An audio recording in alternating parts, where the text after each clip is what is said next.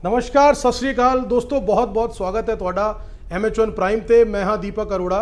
दोस्तों ਅਸੀਂ ਗੱਲ ਕਰਾਂਗੇ ਅੱਜ ਇਹੋ ਜਿਹੇ ਪ੍ਰਦੇਸ਼ ਦੀ ਜਿੱਥੇ ਕੁਝ ਸਮੇਂ ਪਹਿਲੇ ਵਿਧਾਨ ਸਭਾ ਦੀਆਂ ਚੋਣਾਂ ਹੋਈਆਂ। ਵਿਧਾਨ ਸਭਾ ਦੀ ਚੋਣਾਂ ਦੇ ਵਿੱਚ ਇੱਕ ਨਵੀਂ ਪਾਰਟੀ ਜਿਹੜੀ ਉਸ ਪ੍ਰਦੇਸ਼ ਦੇ ਵਿੱਚ ਤਾਂ ਹੈਗੀ ਸੀ, ਅਸਤਿਤਵ ਸੀ, ਰਾਜਨੀਤਿਕ ਗਲਿਆਰਾਂ ਦੇ ਵਿੱਚ ਸੀਗੀ, ਲੇਕਿਨ ਪਹਿਲੀ ਵਾਰ ਉਸ ਪਾਰਟੀ ਨੇ ਆਪਣੇ ਦਮ ਤੇ ਵਿਧਾਨ ਸਭਾ ਦੇ ਵਿੱਚ ਜਿੱਤ ਹਾਸਿਲ ਕਰਕੇ ਸਰਕਾਰ ਬਣਾਉਣ ਦਾ ਕੰਮ ਕੀਤਾ। ਜੀ ਹਾਂ, ਅਸੀਂ ਗੱਲ ਕਰ ਰਹੇ ਹਾਂ ਪੰਜਾਬ ਪ੍ਰਦੇਸ਼ ਦੀ। पंजाब प्रदेश ਦੇ ਵਿੱਚ ਅਸੀਂ ਗੱਲ ਕਰ ਰਹੇ ਹਾਂ ਆਮ ਆਦਮੀ ਪਾਰਟੀ, ਜਿਨੇ ਪਹਿਲੀ ਵਾਰ ਪੂਰਨ ਬਹੁਮਤ ਲੈ ਕੇ ਸਰਕਾਰ ਬਣਾਈ ਔਰ ਭਗਵੰਤ ਮਾਨ ਨੇ ਮੁੱਖ ਮੰਤਰੀ ਦੇ ਤੌਰ ਤੇ ਸ਼ਪਥ ਲਈ। ਦੋਸਤੋ, ਪਿਛਲੇ ਕੁਝ ਦਿਨਾਂ ਤੋਂ, ਪਿਛਲੇ ਕੁਝ ਮਹੀਨਿਆਂ ਤੋਂ ਜਦੋਂ ਦੇ ਪੰਜਾਬ ਦੇ ਵਿੱਚ ਆਮ ਆਦਮੀ ਪਾर्टी ਦੀ ਸਰਕਾਰ ਬਣੀ है, लगातार वो किसी ना किसी करके चर्चा का विषय बनी रही है। चाहे वो भगवंत मान द्वारा किए गए फैसले होण, चाहे वो करप्शन टोल फ्री का नंबर हो या कुछ होर फैसले होण, या उन्होंने जोड़े एक मंत्री सीगे विजय सिंगला वो रिश्वत लेंदे हुए उन्हों का नाम सामने आया, उन्होंने पार्टी ने कढ़ दिता पार्टी के विचों, आम आदमी पार्टी के विचों। इसी दौरान कई ऐसे नेता जोड़े पंजाब प्रदेश के विचों कांग्रेस पार्टी तो सीगे, उन्होंने हाल ही च भारतीय जनता पार्टी का दामन थामिया। असी गल कर रहे हैं उन्हों दे विचों ही एक वड्डे नेता जोड़े पंजाब कांग्रेस पार्टी के बहुत वड्डे नेता रहे, पूर्व मंत्री रहे। जी हाँ, असी गल कर रहे हैं राजकुमार वेरका जी तो, जोड़े अमृतसर ईस्ट तो आते हैं। अज उन्होंने गल करके जानने की कोशिश करांगे पंजाब और अमृतसर के दृष्टिगत उन्हों का की मनना है। राजनीतिक गलियारों के विच हाल ही च उन्होंने भारतीय जनता पार्टी का दामन थामिया। जानने की कोशिश करते हैं कि उन्हों का राजनीति को लैके आने वाले सफ़र बारे, भारतीय जनता पार्टी जो उन्होंने ज्वाइनिंग की है उसनों लैके अपना भविष्य किवें देखते हैं। वेरका साहब, बहुत बहुत स्वागत है। बहुत धन्यवाद तुहाडा। MH न्यूज़ देखने वाले सारे दर्शकों को मेरे वालों प्यार भरी सत श्री अकाल, नमस्कार। वेरका साहब, सब तो पहला सवाल, तुसी हाल ही च बीजेपी पार्टी च शामिल होए, पिछले कुछ दिनों च ही तुसी बीजेपी पार्टी का दामन सामिया। ਤੁਹਾਡੇ ਤੇ ਇੱਕ ਰਾਜਨੀਤਿਕ ਗਲਿਆਰਾਂ ਦੇ ਵਿੱਚ ਇੱਕ ਆਰੋਪ ਲੱਗਦਾ ਹੈ ਕਿ ਤੁਸੀਂ ਇੱਕ ਬਿਆਨ ਬਹੁਤ ਕਾਮਨਲੀ ਦਿੰਦੇ ਸੀਗੇ ਪੰਜਾਬ ਦੇ ਵਿੱਚ ਕਿ ਕਾਂਗਰਸ ਪਾਰਟੀ ਮੇਰੀ ਮਾਂ ਹੈ। ਅੱਜ ਐਸਾ ਕੀ ਹੋਇਆ ਵੇਰਕਾ ਸਾਹਿਬ ਕਿ ਜਦੋਂ ਬੁਰਾ ਸਮੇਂ ਆਇਆ, ਜਦੋਂ ਕਾਂਗਰਸ ਪਾਰਟੀ ਕਮਜ਼ੋਰ ਹੋਣ ਲੱਗੀ ਤੇ ਮਾਂ ਨੂੰ ਛੱਡਤਾ? ਨਹੀਂ, ਕਾਰਨ ਇਹ ਨਹੀਂ। ਕਾਰਨ ਇਹ ਹੈ ਕਿ ਮੈਂ ਬਾਬਾ ਸਾਹਿਬ ਅੰਬੇਦਕਰ ਦੀ ਵਿਚਾਰਧਾਰਾ ਨੂੰ ਮੰਨਣ ਵਾਲਾ ਇਨਸਾਨ ਹਾਂ ਔਰ ਬਾਬਾ ਸਾਹਿਬ ਅੰਬੇਦਕਰ ਨੇ ਗੈਰ ਬਰਾਬਰੀ ਦੇ ਖਿਲਾਫ ਲੜਾਈ ਲੜੀ ਹੈ और असी ये चाहते सां कि भाई कांग्रेस पार्टी उस पर प्लेटफार्म बाबा साहब की सोच नूं प्रोवाइड करावे और ताकि ये उहदी सोच अगे वध सके, देश के लोग इकट्ठे रह सकन, देश के लोग भेदभाव बिना जात पात और बिना किसी इन्हां चीज़ों तो आपस च मिल बैठ के रह सकन। लेकिन मैनूं दुख ना कहना पै रहा है कि कांग्रेस पार्टी अपने सिद्धांतों को किते ना किते छड्डदी जा रही है। जो कांग्रेस पार्टी ने अपने सिद्धांत छड्डने शुरू किए, लोगों ने कांग्रेस पार्टी को छड्डना शुरू कर दिता। मेरे समाज ने पूरे देश के अंदरों ये महसूस करना शुरू कर दिता कि बाबा साहब की सोच को लैके कांग्रेस पार्टी किते ना किते चलन च नाकामयाब साबित हुई है। सवाल इस गल का है कि जिथों तक सवाल पंजाब के नाल ताल्लुक है कि पंजाब अज असी बरूद के ढेर ते हैं। पंजाब की धरती गैंगस्टरवाद दे नाल, कतलो गारत दे नाल अज लाल हुंदी जा रही है। रोज़ खून इस धरती ते बह रहा है और उन्होंने कोई संभालने वाला नहीं। असी बार्डर स्टेट ते हैं, दुश्मन बार्डर दे पारों कदी सरहद दे पारों असला भेज रहा है, कदी ड्रग भेज रहा है, साड़ी जवानी नूं बर्बाद कर रहा है, साड़ी किसानों नूं तबाह कर रहा है। हुण सवाल इस गल दा है कि जिस तरीके दे नाल पंजाब दा सिनेरियो बनया होया है, जिस तरीके दे नाल खालिस्तान दी मूवमेंट बन रही है, जिस तरीके नाल आतंकवाद दी मूवमेंट बन रही है, जिस तरीके दे नाल गैंगस्टर जिहड़े है रोज़ कतलो गारत कर रहे हैं, लुट्टा खुआ हो रही हैं और पंजाब जिहड़ा है त्रासदी ते है। पंजाब लभ रहा है कि कौन व्यक्ति, कौन शख्स ऐसा होवे इस हालात दे विचों सानूं बचा सके। असी आले दुआले चैक करके देखिया और सारे नाल गल करके देखी, सब ने एक गल कही कि हुण असी ठगे गए, असी बर्बाद हो गए। जिन्हां दे उपर भरोसा कीता सी उन्होंने साडा भरोसा तोड़ता, उन्हां दे कोल स्टेट नहीं सांभी जा रही। हुण सानू सवाए भारतीय जनता पार्टी, नरेंद्र मोदी या अमित शाह तो वध के होर कोई प्यारा नहीं होना चाहिए और सानू सिर्फ वो बचा सकते। जड़े लोग बचा सकते असी वो सोच दे नाल उत्ते गए। मैं ये गल तुहानू कहना चाहना बड़ा खुल के, मैं ਬੀਜੇਪੀ ਦੇ ਵੱਡੇ ਲੀਡਰਾਂ ਨੂੰ ਵੀ ਮਿਲਿਆ, ਮੈਂ ਉਹਨਾਂ ਨੂੰ ਵੀ ਗੱਲ ਕੀਤੀ ਜਿਹੜੀ ਤੁਸੀਂ ਪੁੱਛਣਾ ਚਾਹ ਰਹੇ ਹੋ। ਮੈਂ ਉਹਨਾਂ ਨੂੰ ਵੀ ਕਿਹਾ ਕਿ ਮੈਂ ਬਾਬਾ ਸਾਹਿਬ ਦੀ ਸੋਚ ਨੂੰ ਲੈ ਕੇ ਚੱਲਣ ਵਾਲਾ ਵਿਅਕਤੀ ਹਾਂ। ਇਹ ਕਿਹਾ ਜਾਂਦਾ ਹੈ, ਜਿਹੜੀ ਧਾਰਨਾ ਲੋਕਾਂ ਦੇ ਵਿੱਚ ਸੀ ਕਿ ਜਿਹੜੀ ਬੀਜੇਪੀ ਹੈ ਉਹ ਬਾਬਾ ਸਾਹਿਬ ਦੀ ਸੋਚ ਤੋਂ ਉਲਟਾ। ਉਹਨਾਂ ਨੇ ਗੱਲ ਕਹੀ ਕਿ ਦੂਰ ਰਹਿ ਕੇ ਇਹ ਗੱਲਾਂ ਹੁੰਦੀਆਂ, ਜਦੋਂ ਤੁਸੀਂ ਸਾਡੇ ਲਾਗੇ ਆਓਗੇ, ਆਪਣਾ ਪ੍ਰੋਗਰਾਮ ਦਿਓਗੇ, ਆਪਣੀਆਂ ਗੱਲਾਂ ਰੱਖੋਗੇ, ਅਸੀਂ ਉਹਨਾਂ ਨੂੰ ਸ਼ਾਮਲ ਕਰਾਂਗੇ ਤੇ ਆਪੇ ਸਾਰੇ ਇਕੱਠੇ ਹੋ ਗਏ ਭਾਈ। ਤੇ ਲੇਕਿਨ ਮੈਂ ਇਸ ਲਈ ਅਸੀਂ ਸਭ ਲੋਕ ਇਕੱਠੇ ਹੋਏ ਆ, ਇੱਕ ਤੇ ਪੰਜਾਬ ਦੀ ਤਰਾਸਦੀ, ਪੰਜਾਬ ਦੀ ਡਿਵੈਲਪਮੈਂਟ, ਔਰ ਦੇਸ਼ ਦੇ ਅੰਦਰ ਜਿਸ ਵਕਤ ਮੈਂ ਦੇਖ ਰਿਹਾ ਕਿ ਇੱਕ ਟੈਕਸੀ ਵਾਲਾ ਮੈਨੂੰ ਮਿਲਦਾ ਹੈ, ਉਹਨੂੰ ਪੁੱਛਦਾ ਮੈਂ, ਉਹ ਮੈਨੂੰ ਕਹਿੰਦਾ ਕਿ ਭਾਈ ਆ ਜਿਹੜੀ ਟੈਕਸੀ ਹੈ ਇਹ ਮੋਦੀ ਸਾਹਿਬ ਦੀ ਮੁੰਦਰਾ ਯੋਜਨਾ ਦੀ ਦੇਣ ਆ। ਦੂਸਰੀ ਗੱਲ ਇਹ ਹੈ, ਕਿਸੇ ਭੈਣ ਨਾਲ ਗੱਲ ਕਰਦੇ ਆ ਜਿਹੜੀ ਰਸੋਈ 'ਚ ਬੈਠੀ ਹੋਈ ਹੈ, ਉਹ ਕਹਿ ਰਹੀ ਹੈ ਕਿ ਫ੍ਰੀ ਸਿਲੰਡਰ ਤੇ ਫ੍ਰੀ ਕਨੈਕਸ਼ਨ ਇਹ ਮੋਦੀ ਸਾਹਿਬ ਦੀ ਦੇਣ ਹੈ। ਅਗਰ ਬਜ਼ੁਰਗ ਨਾਲ ਗੱਲ ਕਰਦੇ ਆ, ਉਹ ਕਹਿ ਰਿਹਾ ਕਿ ਇਹ ਪ੍ਰਧਾਨ ਮੰਤਰੀ ਆਵਾਸ ਯੋਜਨਾ ਦੇ ਤਹਿਤ ਮੈਨੂੰ ਆ ਛੱਤ ਮਿਲ ਗਈ ਭਾਈ। ਤੇ ਜੇਕਰ ਬਜ਼ੁਰਗਾਂ ਨੂੰ ਪੁੱਛੋ, ਆ ਜਿਹੜੀ ਪੈਨਸ਼ਨ ਹੈ, ਇਹ ਪੈਨਸ਼ਨ ਵੀ ਕੇਂਦਰ ਸਰਕਾਰ ਮੋਦੀ ਜੀ ਦੀ ਦੇਣ ਹੋ ਰਹੀ ਹੈ। ਅੱਜ ਉਹਨਾਂ ਨੇ 5 ਲੱਖ ਰੁਪਏ ਤੱਕ ਦੇ ਸਭ ਦੇ ਕਰਜ਼ੇ ਔਰ 5 ਲੱਖ ਰੁਪਏ ਤੱਕ ਦੇ ਦਵਾਈਆਂ ਦੇ ਬਿੱਲ, ਇਲਾਜ ਸਭ ਨੂੰ ਇਹ ਮੁਫਤ ਦੇਣਾ ਸ਼ੁਰੂ ਕਰ ਦਿੱਤਾ। ਅਗਰ ਜੇ ਸਭ ਦੇ ਵਿੱਚ ਯੋਗਦਾਨ ਜੇ ਕੇਂਦਰ ਦੀ ਸਰਕਾਰ ਦੇ ਰਹੀ ਹੈ, 80 ਲੱਖ ਲੋਕਾਂ ਨੂੰ ਫੂਡ ਦੇ ਰਹੀ ਹੈ, ਖਾਣਾ ਦੇ ਰਹੀ ਹੈ, ਔਰ ਇਹਨੇ ਦੇ ਵਿੱਚ ਇਹ ਸਾਡਾ ਵੀ ਮਨ ਕੀਤਾ ਇਸ ਗੱਲ ਵਾਸਤੇ ਕਿ ਭਾਈ ਜੇ ਕੋਈ ਸਮਾਜ ਨੂੰ ਇੰਨਾ ਯੋਗਦਾਨ ਦੇ ਰਿਹਾ ਹੈ, ਦੇਸ਼ ਨੂੰ ਇੰਨਾ ਧਿਆਨ ਰੱਖ ਰਿਹਾ ਹੈ, ਦੇਸ਼ ਦੇ ਲੋਕ ਦੂਜੀ ਪਾਰਟੀਆਂ ਨੂੰ ਰਿਜੈਕਟ ਕਰਕੇ ਨਰਿੰਦਰ ਮੋਦੀ ਦੀ ਸੋਚ ਨਾਲ ਜੁੜ ਰਿਹਾ ਹੈ, ਤੇ ਸਮੇਂ ਦੇ ਨਾਲ ਸਾਨੂੰ ਤਬਦੀਲ ਹੋਣਾ ਚਾਹੀਦਾ। ਸੋ ਆਪਾਂ ਤਬਦੀਲ ਹੋ ਗਏ ਭਾਈ, ਸੱਚੀ ਗੱਲ ਆ। ਵੇਰਕਾ ਸਾਹਿਬ, ਮੈਂ ਤੁਹਾਡੀ ਗੱਲ ਨਾਲ ਸਹਿਮਤ ਹਾਂ। ਤੁਹਾਡੀ ਗੱਲ ਨੂੰ ਹੀ ਮੈਂ ਮੰਨਦੇ ਹੋਏ 2 ਸਵਾਲ ਮੇਰੇ ਇਹਦੇ ਚੋਂ ਨਿਕਲ ਕੇ ਆਉਂਦੇ ਨੇ। ਜਿਹੜੀ ਗੱਲ ਤੁਸੀਂ ਕਹੀ ਵੀ ਅੱਜ ਤੁਸੀਂ ਔਰ ਜਿਹੜੇ ਬਾਕੀ ਨੇਤਾ ਵੀ ਭਾਰਤੀ ਜਨਤਾ ਪਾਰਟੀ ਨੂੰ ਜੁਆਇਨ ਕਰ ਰਹੇ ਨੇ, ਉਹ ਭਾਰਤੀ ਜਨਤਾ ਪਾਰਟੀ ਅਮਿਤ ਸ਼ਾਹ ਜੀ, ਨਰਿੰਦਰ ਮੋਦੀ ਦੀ ਨੀਤੀਆਂ ਤੋਂ ਪ੍ਰਭਾਵਿਤ ਹੋ ਕੇ, ਜਾਂ ਇਹ ਲੱਗ ਰਿਹਾ ਕਿ ਜਿਹੜਾ ਦੇਸ਼ ਦਾ ਅੱਜ ਭਲਾ ਹੋ ਰਿਹਾ ਹੈ ਉਹ ਕੇਵਲ ਭਾਰਤੀ ਜਨਤਾ ਪਾਰਟੀ ਕਰ ਸਕਦੀ? ਮੇਰੇ 2 ਸਵਾਲ ਲੈਂਦੇ ਜੀ ਵੇਰਕਾ ਸਾਹਿਬ। ਇਹ ਜਿਹੜੀ ਤੁਸੀਂ ਗੱਲ ਕਹੀ ਹੈ ਕਿ ਅੱਜ ਅਸੀਂ ਨੀਤੀਆਂ ਤੋਂ ਪ੍ਰਭਾਵਿਤ ਹੋ ਕੇ, ਜਾਂ ਸਾਨੂੰ ਲੱਗਦਾ ਹੈ ਕਿ ਕਾਂਗਰਸ ਦੇ ਵਿੱਚ ਠੱਗਿਆ ਹੋਇਆ ਮਹਿਸੂਸ ਕਰ ਰਹੀ ਹੈ ਜਨਤਾ, ਇਹ ਹਿਰਦੇ ਪਰਿਵਰਤਨ ਤੁਹਾਡਾ ਚੋਣਾਂ ਤੋਂ ਪਹਿਲੇ ਕਿਉਂ ਨਹੀਂ ਹੋਇਆ?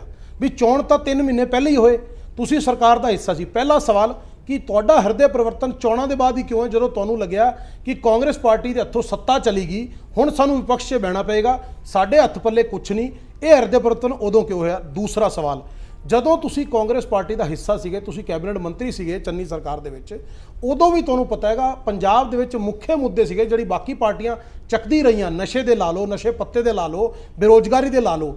ਜਦੋਂ ਮਰਜ਼ੀ ਤੁਸੀਂ ਪ੍ਰਦੇਸ਼ ਸਰਕਾਰ ਨੇ ਬਿਆਨ ਜਦੋਂ ਕੀਤੇ, ਪ੍ਰਦੇਸ਼ ਸਰਕਾਰ ਨੇ ਕਿਹਾ ਕਿ ਸਾਡਾ ਖਜ਼ਾਨਾ ਖਾਲੀ ਹੋ ਚੁੱਕਿਆ ਹੈ। ਉਸ ਟਾਈਮ ਜਦੋਂ ਤੁਸੀਂ ਸਰਕਾਰ ਦਾ ਹਿੱਸਾ ਸੀਗੇ, ਉਸ ਟਾਈਮ ਇਹ ਮੁੱਦੇ ਕਿਉਂ ਨਹੀਂ ਚੱਕੇ ਗਏ, ਜਾਂ ਇਨ ਚੀਜ਼ਾਂ ਨੂੰ ਦਰੁਸਤ ਕਿਉਂ ਨਹੀਂ ਕੀਤਾ ਗਿਆ ਟਾਈਮ ਰਹਿੰਦੇ? ਔਰ ਜਿਹੜਾ ਤੁਹਾਡਾ ਇਹ ਹਿਰਦੇ ਪਰਿਵਰਤਨ ਹੋਇਆ, ਇਹ ਚੋਣਾਂ ਤੋਂ ਪਹਿਲੇ ਕਿਉਂ ਨਹੀਂ ਹੋਇਆ? ਦੇਖੋ, ਇਹ ਬੜੀ ਸਾਫ਼ ਸਿੱਧੀ ਜੀ ਗੱਲ ਮੈਂ ਤੁਹਾਨੂੰ ਇੱਕ ਗੱਲ ਕਹਾਂ, ਇਹ ਨਹੀਂ ਕਿ ਚੰਨੀ ਜੀ ਦੀ ਟਾਈਮ ਦੇ ਉੱਪਰ ਇਹ ਐਫਰਟ ਨਹੀਂ ਕੀਤੇ ਗਏ, ਬਹੁਤ ਐਫਰਟ ਕੀਤੇ ਗਏ, ਇਹਨੂੰ ਤੁਸੀਂ ਡਿਨਾਈ ਨਹੀਂ ਕਰ ਸਕਦੇ।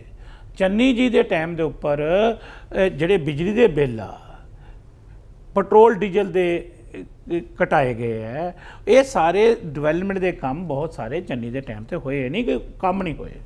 ਸਵਾਲ ਇਸ ਗੱਲ ਦਾ ਕਿ ਤੁਸੀਂ ਇਹ ਕਹਿੰਦੇ ਹੋ ਕਿ ਇਲੈਕਸ਼ਨਾਂ ਤੋਂ ਬਾਅਦ ਹੀ ਤੁਹਾਡਾ ਹਿਰਦੇ ਪਰਿਵਰਤਨ ਕਿਉਂ ਹੋਇਆ, ਇਹ ਬੜੀ ਸਪਸ਼ਟ ਮੈਂ ਤੁਹਾਨੂੰ ਇਹਦਾ ਜਵਾਬ ਦੇਣਾ ਚਾਹੁੰਦਾ।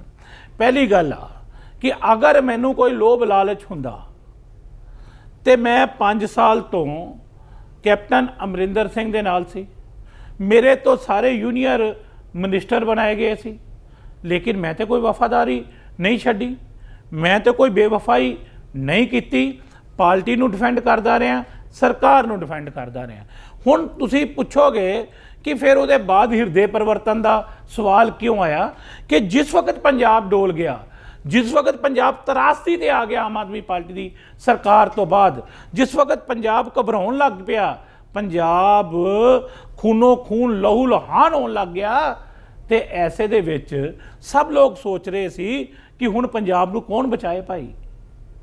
ਤੇ ਫਿਰ ਕਿਉਂ ਨਹੀਂ ਇਹ ਸਾਡਾ ਫਰਜ਼ ਬਣਦਾ ਸੀ ਕਿ ਅਸੀਂ ਉਸ ਫੋਰਸ ਦੇ ਨਾਲ, ਉਸ ਤਾਕਤ ਦੇ ਪਿੱਛੇ ਖੜੇ ਹੋ ਜਾਈਏ ਜਿਹੜੇ ਇਸ ਹਾਲਾਤ ਤੋਂ ਸਾਨੂੰ ਬਚਾ ਸਕਣ। ਇਸ ਹਾਲਾਤ ਨੂੰ ਬਚਾਉਣ ਵਾਸਤੇ, ਇਸ ਹਾਲਾਤ ਚੋਂ ਕੱਢਣ ਵਾਸਤੇ ਅਸੀਂ ਉਹਨਾਂ ਦੀ ਸੋਚ ਦੇ ਨਾਲ ਜੁੜ ਗਏ। ਸਰ, ਮੈਂ ਤੁਹਾਡੀ ਗੱਲ ਤੋਂ ਇੱਕ ਹੋਰ ਸਵਾਲ ਇਹਦੇ 'ਚ ਪੁੱਛਾਂਗਾ। ਤੁਸੀਂ ਬਹੁਤ ਵਾਰ ਇਹ ਗੱਲ ਆਪਣੇ ਬਿਆਨਾਂ 'ਚ ਕਹੀ ਸੀਗੀ, ਬਹੁਤ ਸਾਲ ਲਗਾਤਾਰ ਤੁਸੀਂ ਕਹਿੰਦੇ ਰਹੇ।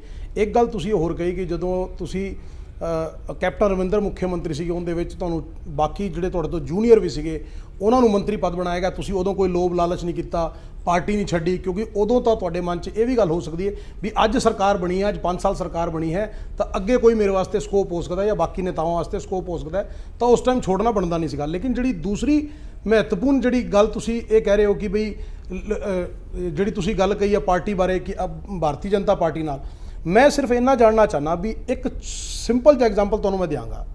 ਜਦੋਂ ਮਾਂ-ਬਾਪ ਤੰਦਰੁਸਤ ਹੁੰਦੇ ਨੇ, ਮਾਂ-ਬਾਪ ਸਵਸਥ ਹੁੰਦੇ ਨੇ, ਉਹ ਬੱਚਿਆਂ ਦਾ ਲਾਲਨ ਪਾਲਨ ਪੋਸ਼ਣ ਕਰਦੇ ਨੇ। ਜਦੋਂ ਮਾਂ-ਬਾਪ ਬਜ਼ੁਰਗ ਹੋ ਜਾਂਦੇ ਨੇ, ਬਿਮਾਰੀ ਗ੍ਰਸਤ ਹੋ ਜਾਂਦੇ ਨੇ, ਜਦੋਂ ਲੱਗਦਾ ਉਹਨਾਂ 'ਚ ਕੋਈ ਤਕਲੀਫ ਆ ਗਈ, ਉਹ ਬੈੱਡ ਰਿਡਨ ਹੋ ਗਏ। ਅੱਜ ਤੁਹਾਡੇ ਹਿਸਾਬ ਨਾਲ ਕਾਂਗਰਸ ਪਾਰਟੀ ਬੈੱਡ ਰਿਡਨ ਹੈ ਪੰਜਾਬ ਦੇ ਵਿੱਚ। ਕਿਆ ਉਸ ਟਾਈਮ ਤੇ ਔਲਾਦ ਨੂੰ ਇਸ ਪਾਰਟੀ ਦਾ ਸਾਥ ਦੇ ਕੇ ਅੱਗੇ ਨਹੀਂ ਵਧਾਉਣਾ ਚਾਹੀਦਾ ਸੀ ਕਿ ਪੁੱਤਰ ਅਸੀਂ ਬੱਚਿਆਂ ਤਰ੍ਹਾਂ ਨਾਲ ਖੜੇ ਹਾਂ, ਇਸ ਪਾਰਟੀ ਦੇ ਨਾਲ ਚੱਲਾਂਗੇ, ਚਾਹੇ ਤਕਲੀਫ ਦਾ ਸਮੇਂ ਤੇ ਛੱਡਾਂਗੇ ਨਹੀਂ? ਦੇਖੋ, ਸਵਾਲ ਇਹ ਹੈ, ਇਹ ਗੱਲ ਠੀਕ ਹੈ ਕਿ ਅੱਗੇ ਇੰਡੀਅਨ ਨੈਸ਼ਨਲ ਕਾਂਗਰਸ ਸੀ। ਇੰਡੀਅਨ ਨੈਸ਼ਨਲ ਕਾਂਗਰਸ ਦੀ ਜਿਹੜੀ ਸੋਚ ਸੀਗੀ, ਉਹਨਾਂ ਦੇ ਜਿਹੜੇ ਪ੍ਰੋਗਰਾਮ, ਉਹਨਾਂ ਦੀਆਂ ਜਿਹੜੀਆਂ ਨੀਤੀਆਂ, ਉਹ ਸਭ ਨੂੰ ਲੈ ਕੇ ਚੱਲਣ ਵਾਲੀਆਂ ਸੀ, ਇਹ ਸੱਚ ਆ। ਲੇਕਿਨ ਉਹਦੇ ਵਿੱਚ ਤਬਦੀਲੀ ਕਦੋਂ ਆਈ ਕਿ ਜਿਸ ਵਕਤ ਡਾਕਟਰ ਮਨਮੋਹਨ ਸਿੰਘ ਦੀ ਸਰਕਾਰ ਦੇ ਦੌਰਾਨ ਰਾਹੁਲ ਗਾਂਧੀ ਜੀ ਨੇ ਡਾਕਟਰ ਮਨਮੋਹਨ ਸਿੰਘ ਦੁਆਰਾ ਲਿਆਂਦੇ ਹੋਏ ਬਿੱਲਾਂ ਨੂੰ ਫਾੜਿਆ, ਔਰ ਉਸ ਵਕਤ ਤੋਂ ਹੀ ਕਾਂਗਰਸ ਪਾਰਟੀ ਡੈਮੇਜ ਹੋਣਾ ਸ਼ੁਰੂ ਹੋ ਗਈ ਸੀ। ਉਹਦੇ ਬਾਅਦ ਡੇ ਬਾਈ ਡੇ ਜਿਹੜੀ ਤੁਸੀਂ ਕਹਿ ਰਹੇ ਹੋ ਕਿ ਬਜ਼ੁਰਗਾਂ ਦਾ ਸਤਿਕਾਰ ਹੋਣਾ ਚਾਹੀਦਾ, ਬੱਚਿਆਂ ਨੂੰ ਲੈ ਕੇ ਚੱਲਣਾ ਚਾਹੀਦਾ, ਮੇਰਾ ਇਹਦੇ ਤੇ ਉਲਟ ਸਵਾਲ ਆ। ਮੈਂ ਇਹ ਗੱਲ ਕਹਿਣਾ, ਇਹ ਗੱਲ ਮੈਂ ਰਾਹੁਲ ਗਾਂਧੀ ਜੀ ਨੂੰ ਸਪਸ਼ਟ ਤੌਰ ਤੇ ਕਹੀ ਸੀ। ਮੈਂ ਉਹਨਾਂ ਨੂੰ ਕਿਹਾ ਵੀ ਤੁਸੀਂ AICC 'ਚ ਮੈਂ ਜਾ ਕੇ ਦੇਖਣਾ ਹੈ ਕਿ ਸਾਰੀ AICC ਖਾਲੀ ਹੁੰਦੀ ਜਾ ਰਹੀ ਹੈ। ਜਿਨ੍ਹਾਂ ਲੋਕ, ਜਿਹੜੇ ਲੋਕ ਰੂਟਸ ਦੇ ਨਾਲ ਜੁੜੇ ਸੀ, ਜਿਹੜੇ ਲੋਕਾਂ ਨੇ ਇਹ ਕਾਂਗਰਸ ਪਾਰਟੀ ਨੂੰ 50 ਸਾਲ 40 ਸਾਲ ਤੋਂ ਸਰਵਿਸ ਦੇ ਕੇ ਇੱਥੋਂ ਤੱਕ ਮੁਕਾਮ ਤੱਕ ਪਹੁੰਚਾਇਆ ਸੀ, ਅੱਜ ਅਸੀਂ ਸਾਰਿਆਂ ਨੂੰ ਉਹਨਾਂ ਨੂੰ ਖਤਮ ਕਰਦੇ ਜਾ ਰਹੇ ਹਾਂ। ਲੇਕਿਨ ਇਹ ਬੜਾ ਸਪਸ਼ਟ ਆ ਕਿ ਜਦੋਂ ਆਦਮੀ, ਕੋਈ ਸੰਸਥਾ ਆਪਣੀ ਲਾਇਬ੍ਰੇਰੀ ਦੇ ਵਿੱਚੋਂ ਕਿਤਾਬਾਂ ਨੂੰ ਸੁੱਟ ਦੇਗੀ ਬਾਹਰ, ਤੇ ਉਹਦਾ ਇਤਿਹਾਸ ਮਿਟ ਜਾਏਗਾ। ਇਹ ਸਾਡੇ ਜਿਹੜੇ ਬਜ਼ੁਰਗ ਆ, ਜਿਹੜੇ ਲੋਕਾਂ ਨੇ ਕਾਂਗਰਸ ਪਾਰਟੀ ਨੂੰ ਜਿੰਦਾ ਰੱਖਿਆ, ਉਹ ਸਾਡੀ ਲਾਇਬ੍ਰੇਰੀ ਦੀਆਂ ਕਿਤਾਬਾਂ, ਔਰ ਉਹਨਾਂ ਨੂੰ ਵੇਖ ਕੇ ਸਾਡੀ ਜਨਰੇਸ਼ਨ ਨੇ ਅੱਗੇ ਪੜ੍ਹਨਾ ਹੈ, ਅੱਗੇ ਵਧਣਾ ਹੈ। ਤੁਸੀਂ ਉਹਨਾਂ ਨੂੰ ਖਤਮ ਕਰਕੇ ਤੇ ਤੁਸੀਂ ਕਹੋਗੇ ਕਿ ਇੰਡੀਅਨ ਨੈਸ਼ਨਲ ਕਾਂਗਰਸ ਨੂੰ ਛੱਡ ਕੇ ਹੁਣ ਰਾਹੁਲ ਗਾਂਧੀ ਕਾਂਗਰਸ ਬਣਾਉਣੀ ਹੈ, ਕਿਤੇ ਨਾ ਕਿਤੇ ਉਹ ਫਰਕ ਆਇਆ। ਸੀਨੀਅਰ ਜੂਨੀਅਰ ਦੇ ਅੰਦਰ ਜਿਹੜੇ ਗੱਲ ਦਾ ਪਾੜਾ ਦੇਸ਼ ਦੇ ਅੰਦਰ ਹੈ, ਉਹ ਇਸੇ ਗੱਲ ਦਾ ਪਾੜਾ ਹੈ। ਮੈਂ ਤੁਹਾਨੂੰ ਇੱਕ ਬੜੀ ਇੰਟਰਸਟਡ ਗੱਲ ਸੁਣਾਉਣਾ। यूपी ਦੇ ਅੰਦਰ ਇੱਕ ਰੈਲੀ ਰਾਹੁਲ ਗਾਂਧੀ ਦੀ ਸੀ, ਮੈਂ ਮੰਚ ਤੇ ਉੱਪਰ ਗਿਆ, ਉਹਨਾਂ ਨੇ ਮੈਨੂੰ ਬੁਲਾਇਆ ਕਿ ਤੁਸੀਂ ਐਡਰੈਸ ਕਰਨੇ। ਰਾਹੁਲ ਗਾਂਧੀ ਜੀ ਲਖਨਊ ਰੈਲੀ ਤੇ ਗਏ, ਉੱਥੇ 5 ਵਾਰੀ 6 ਵਾਰੀ ਦੇ ਜਿਹੜੇ ਕੋਈ MP ਰਹੇ ਹੋਣਗੇ ਜਾਂ ਕੇਂਦਰ 'ਚ ਮਿਨਿਸਟਰ ਰਹੇ ਹੋਣਗੇ, ਉਹ ਖੜੇ ਉੱਥੇ ਬੈਠੇ ਸੀ ਸਾਹਮਣੇ। ਰਾਹੁਲ ਜੀ ਮੰਚ ਤੇ ਚੜ੍ਹੇ ਤੇ ਇੱਕ ਬਜ਼ੁਰਗ MP ਜਿਹੜਾ ਕਈ ਵਾਰੀ ਦਾ ਹੋਏਗਾ, 5-7 ਵਾਰੀ ਦਾ, ਉਹਨੇ ਆਵਾਜ਼ ਮਾਰੀ, ਰਾਹੁਲ ਜੀ। ਰਾਹੁਲ ਜੀ ਮੰਚ ਤੋਂ ਉਤਰੇ ਤੇ ਥੱਲੇ ਆ ਕੇ ਉਹਦੇ ਸਾਹਮਣੇ ਆ ਕੇ ਖਲੋ ਗਏ, ਤੇ ਉਹਨਾਂ ਨੇ ਹੱਥ ਦੇ ਵਿੱਚ ਮਾਲਾ ਫੜੀ ਹੋਈ ਸੀ, ਲੇਕਿਨ ਉਹ ਗੱਲਾਂ ਕਰੀ ਜਾ ਰਹੇ, ਲੇਕਿਨ ਰਾਹੁਲ ਗਾਂਧੀ ਨੂੰ ਉਹ ਮਾਲਾ ਨਹੀਂ ਪਹਿਨਾ ਰਹੇ। ਰਾਹੁਲ ਗਾਂਧੀ ਚੁੱਪ ਕਰਕੇ ਖੜੇ।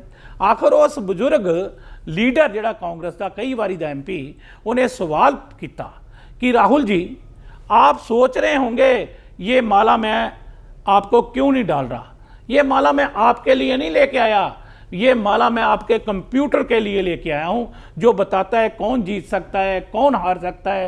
40 साल से हम बता रहे थे तो कांग्रेस जीत रही थी, जब से आपका कंप्यूटर बता रहा है कांग्रेस हार रही है। जब तक सीनियर लोग थे तो कांग्रेस जीत रही थी। ਜਦੋਂ ਉਹਨਾਂ ਨੂੰ ਡਿਫੰਕ ਕਰਕੇ ਘਰਾਂ 'ਚ ਬਿਠਾਉਣਾ ਚਾਹ ਰਹੇ ਹੋ, ਤੁਸੀਂ ਨਵੀਂ ਕਾਂਗਰਸ ਬਣਾਉਣਾ ਚਾਹ ਰਹੇ ਹੋ, ਕਾਂਗਰਸ ਆਪਣੀਆਂ ਨੀਤੀਆਂ, ਆਪਣੇ ਸੰਸਕਾਰ ਉਹ ਛੱਡਦੀ ਜਾ ਰਹੀ ਆ। ਇਹੀ ਕਾਰਨ ਹੈ ਕਿ ਸਭ ਲੋਕ ਕਾਂਗਰਸ ਨੂੰ ਛੱਡਦੇ ਜਾ ਰਹੇ ਹੈ।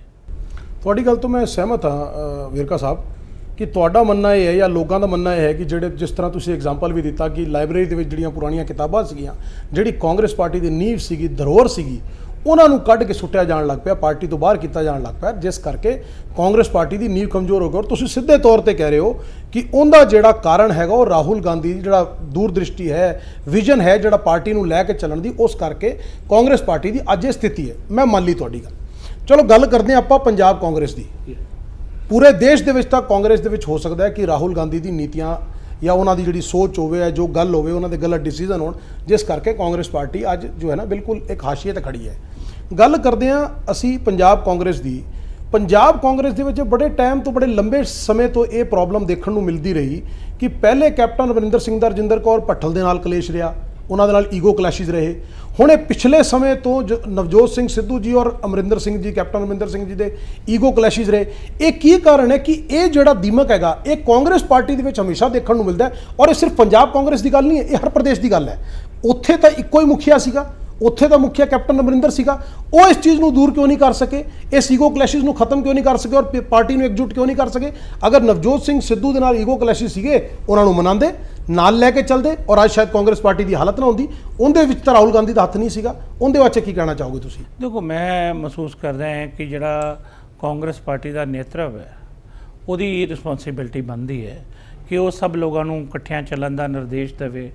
ਉਹ ਟਾਈਮ ਟੂ ਟਾਈਮ ਇਹਨਾਂ ਨੂੰ ਚੈੱਕ ਕਰੇ, ਇੰਟਰਵੀਨ ਕਰੇ, ਬੈਠ ਕੇ ਇਹਨਾਂ ਨਾਲ ਗੱਲ ਕਰੇ, ਇਹਨਾਂ ਦੀ ਗ੍ਰੀਵੈਂਸਸ ਹੈ ਉਹਨਾਂ ਨੂੰ ਸੁਣੇ।